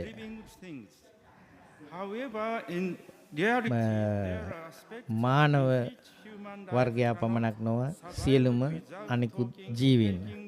කෙසේ නමුත් ඇත්තනම් සත්‍ය තත්ත්වය නම් මිනිසුන්ට ජීවත් විය නොහැකි අනිත් අයගේ ජීවිත විනාශ කිරීමකින් තොරව.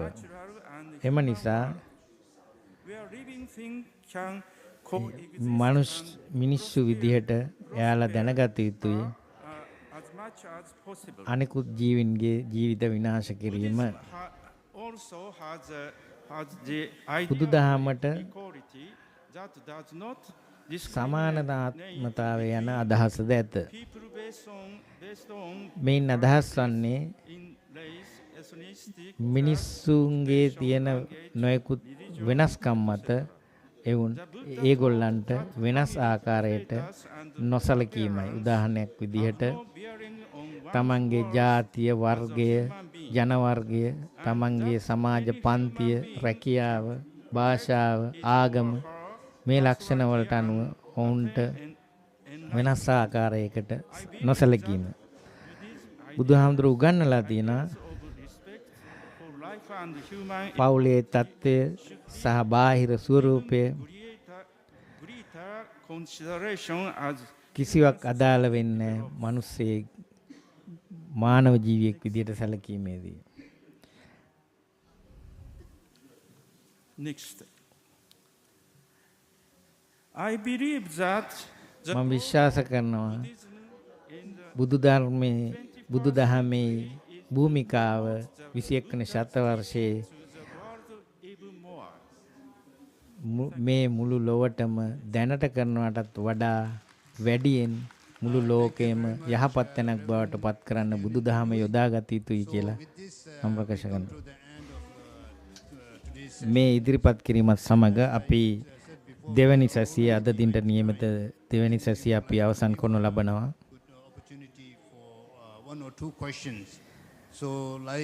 මේ අවසන් කිරීමට පෙර මම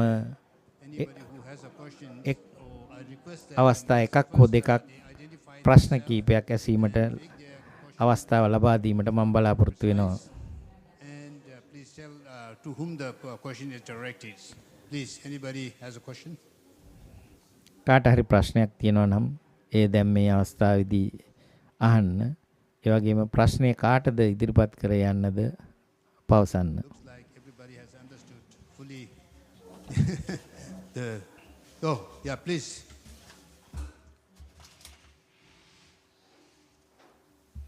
Oh, can somebody help? Homage to all Venerable Sangha.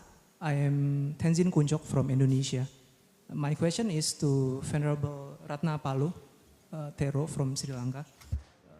Earlier in your statement, you are implying the use of commentary in order to clarify the meaning of Dharma interpretation.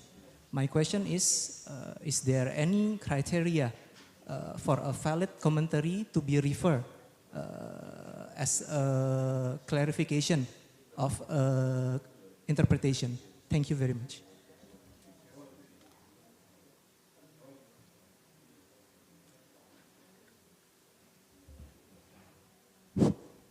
Thank you very much, Venerable, for the questions. Yes, there are several criteria mentioned in commentaries, especially that we need to pay our attention in the process of interpretation. One among them is, as I mentioned in my presentation, paying attention on the pragmatic meaning of the particular doctrinal fact or the particular statement. Other than that, there are several areas that we need to pay our attention, whether it matches or whether it comes under the scope of liberation. If there is anything which contradicts with the message of the liberation, which precisely a misapprehension or the misinterpretation of the Buddha's teaching, there are such criteria that we can utilize to have a very precise understanding about the point that we are elaborating, mentioned in Pali commentaries. Excuse me, can I just make a point? Well, I'm talking to the lady from right, third one. You were talking about some kind of feminism and all. Well, I just wanted to ask you if you paid attention to Theri Gathas while when you were talking about women not allowed to write about themselves. And also, we have something called Chaussat Yogini, the temples which are spread around. There are maybe 4 temples like that. I visited one in Bhubaneswar some 10 years ago. And the meaning of Dakini, etc., which you used in your paper, so because they have specific meaning in Hindi, so this just not a name, it has a deep meaning. Could you just answer to that? Thank you. Thank you very much, sister, for your question. Yes, obviously, yes, I'm very familiar with the Therigathas and the Theragathas also. These are liberation stories of the initial female arhants from the ancient Buddhism. So my presentation was based primarily on Tibetan Buddhism. Because I was pressed for time, actually my presentation could have been even longer because I have many excerpts from the Therigatha also, which actually speaks about the liberation stories of the early Bhikshunis. And these are very important evidence that women did attain similar attainments as men. So which means that the first, especially the 13 foremost Bhikshunis of the early Buddhism, they attained very, very high status. For example, Bhikshuni Khema and Patachara, many others, yeah.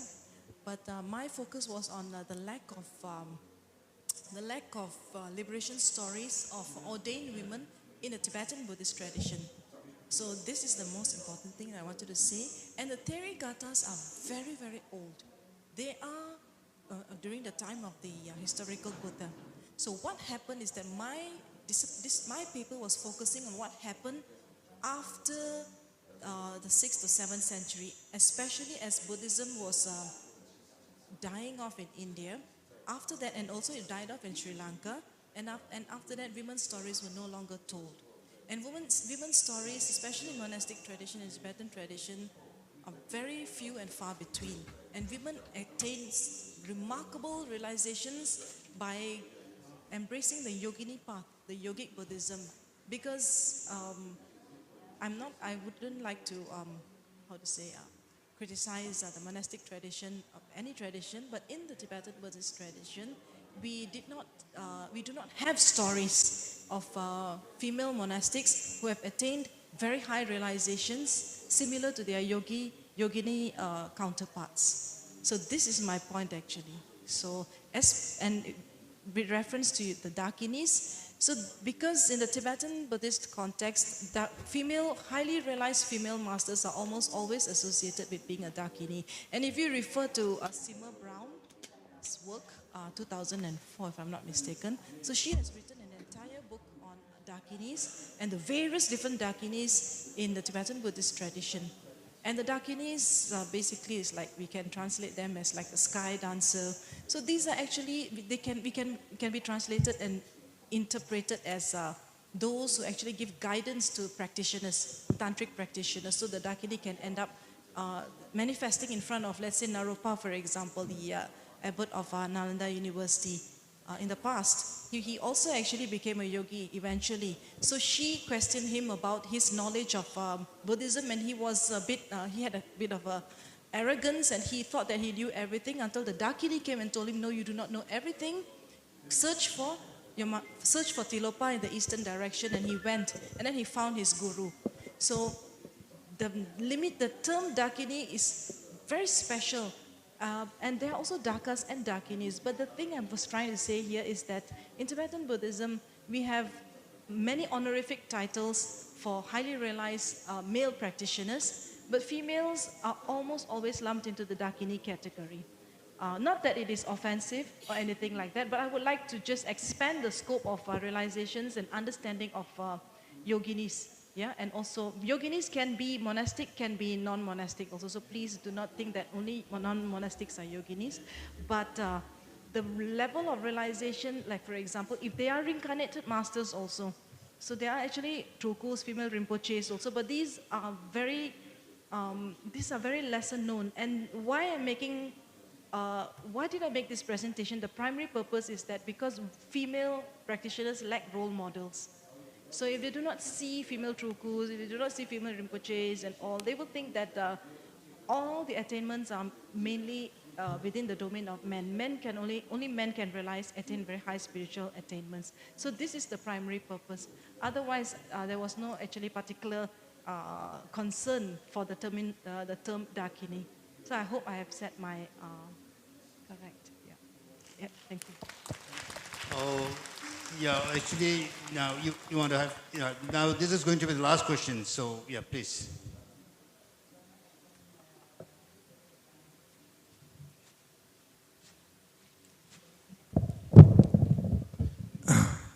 My question goes to the Venerable Chola.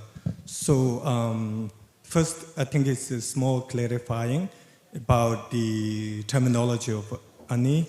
It's sometimes, actually, I'm really glad that you mentioned all the great female, great achievement of Buddhahood, all the like Kanduishi Tsoje, Magic Lapemo, all this, really glad.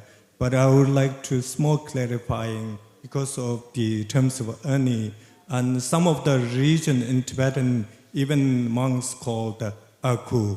And also there's some spelling sometimes different, Ani and Ani. That's just one. But my question goes to since you are really lots of knowledge about the Tibetan Buddhism, especially for the humans, and we always referring to the oh mother-like sentence being, and do you have sort of that how that's come from behind cultural reason or philosophical reason? Thank you very much. I'm sorry, Koshala. Can you just ask me the last question? The last part I did not hear. Sorry. In all the many texts always mention about the Machurism Tamche, like mother-like sentence being, and that's some sort of behind more like cultural reason or something like that. So am I correct if I were to ask, you're asking me that is the term mother sentient beings cultural or religious? Is that philosophical reason, how this all we often lead to texts. Okay, I hope that I'm going to do justice to you I'm not quite sure whether I fully comprehend your question or not, but thank you very much for your question and for your clarification. First, I would like to address the mother sentient beings. Yes, because every sentient being has been our mother, father, brother, sister in the past.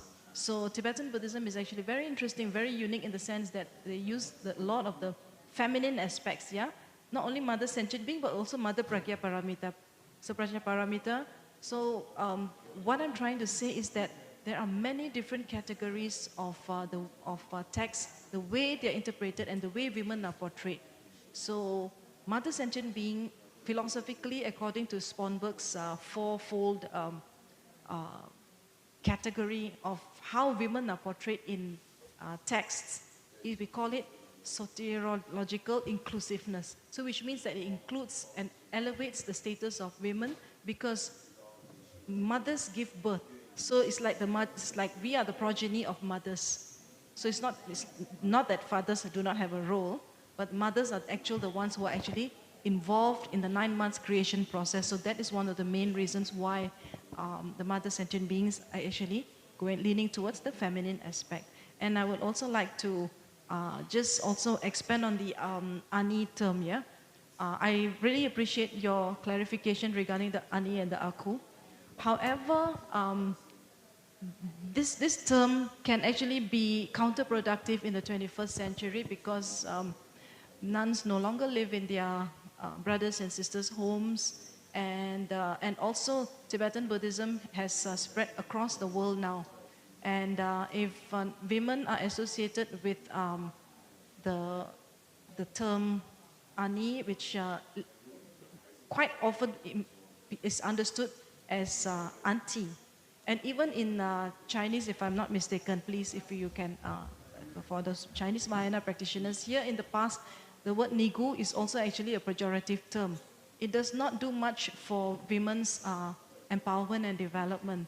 So this is one of the reasons why many high masters like His Holiness the 17th Karmapa, also Ugyen Trinin Roji, has requested the nuns to be addressed as Sunma rather than Ani. And also, in many nunneries, even in Dharamsala and in Tibet, they use the term Chela. So I believe that you may ask me what is in the term. Plenty actually is the way you address people, like for example, venerable or reverend or something. There is a certain respect and elevation of a person according to the person's ordination status. So this is the reason why I'm bringing this up. So I hope that I'm not misunderstood when I am mentioning about the Ani and Dakas, Dakinis and all. So if I have hurt the sentiments of anyone, I apologize. But I stand firm in my belief that in order for women to move forward in the 21st century, women must first, these small things actually need to be addressed. Thank you so much. So with this, I would like to give the concluding remark. So there is no time to further discuss what all the speakers have said. Now the cross-cultural perspective, we have found that each participant speakers have explained about the influence of the Buddhisms and how it interacted with the culture there. But the important things that I would like to remind you is that Buddhism, as it had interacted with the culture and the teaching of the different countries, and but then we all have to be very careful that the true essence of the teaching of the Buddhism should not be deviated. That means the Shila, Samadhi, Prajna of the Tripitaka, that should be intact. Otherwise, whole teaching of the Buddhism will become meaningless if it is got mixed up with the local faiths. So that things we need to be very careful. And with this, I hope that this session of bridging traditions and embracing modernities. So this International Sangha Forum will go a long way in making Buddhism relevant in our society and in our life, and in promoting peace, harmony, and non-violence around the world. And with this, I would like to thank all the distinguished speakers for their wonderful presentations. And I would like to thank the venerable gurus and abbots, rinpoches, and Sangha members who have stayed to the end of this session. Thank you very much, everybody. Thank you. Thank you, Dr. Selvan Gyalpo Arya, for chairing our session today. So we're going to end this session by asking Venerable Prab Bodhinanta Muni, the Abbot of Wat Pa Puthakaya, to present the certificate of appreciations to all of our speakers and our chairperson. So start off by, we would like to invite our chairperson, Dr. Selvan Gyalpo Arya, to receive the certificate of appreciation for chairing this session for us.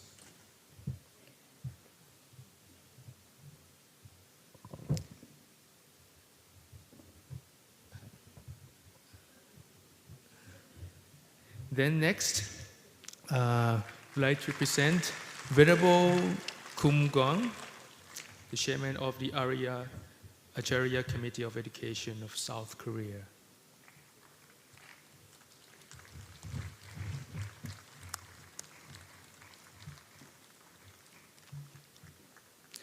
Next, Venerable Dr. Karma Tashi Chodron to receive the Certificate of Appreciation.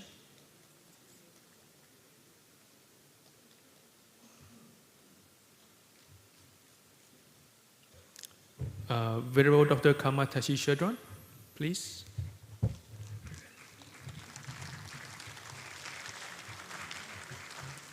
Next, I would like to invite Venerable Mahawela Ratanapala Thero to receive the Certificate of Appreciation.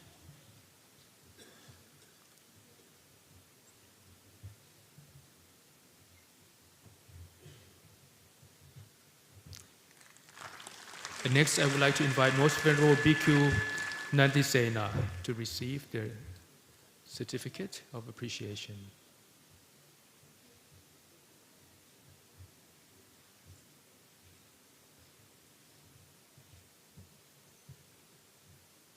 Next, I would like to invite Venerable Professor Wangshuk Dorje Negi to receive the certificate.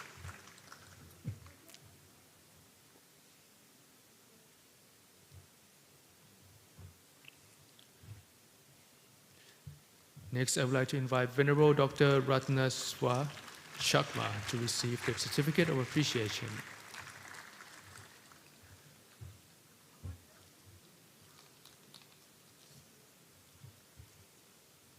And last but not least, Reverend Professor Inui Rionin to receive the letter of appreciation.